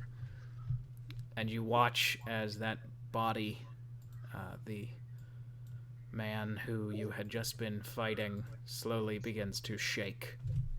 The 2 halves of his head curling, pulling away, the flesh seeming to burn off, and only the bone of his skull remaining, elongating itself into 2 points. Between them, at first as fire, then as flesh and ash, you see the head of a bull forming. And he grows, and he grows, and his body is set alight as all of a sudden, crashing through that ritual stone, there is a giant flaming bull. Jesus. And that's going to be the next part of this fight. Hell yeah. We'll be back in, announcement. We're going to be moving to one game a week. So we'll find out what happens with this bull in a calendar month. Son of a bitch. Bye, I thought everybody. we were playing Thanks. once a week, but it was only this team every week.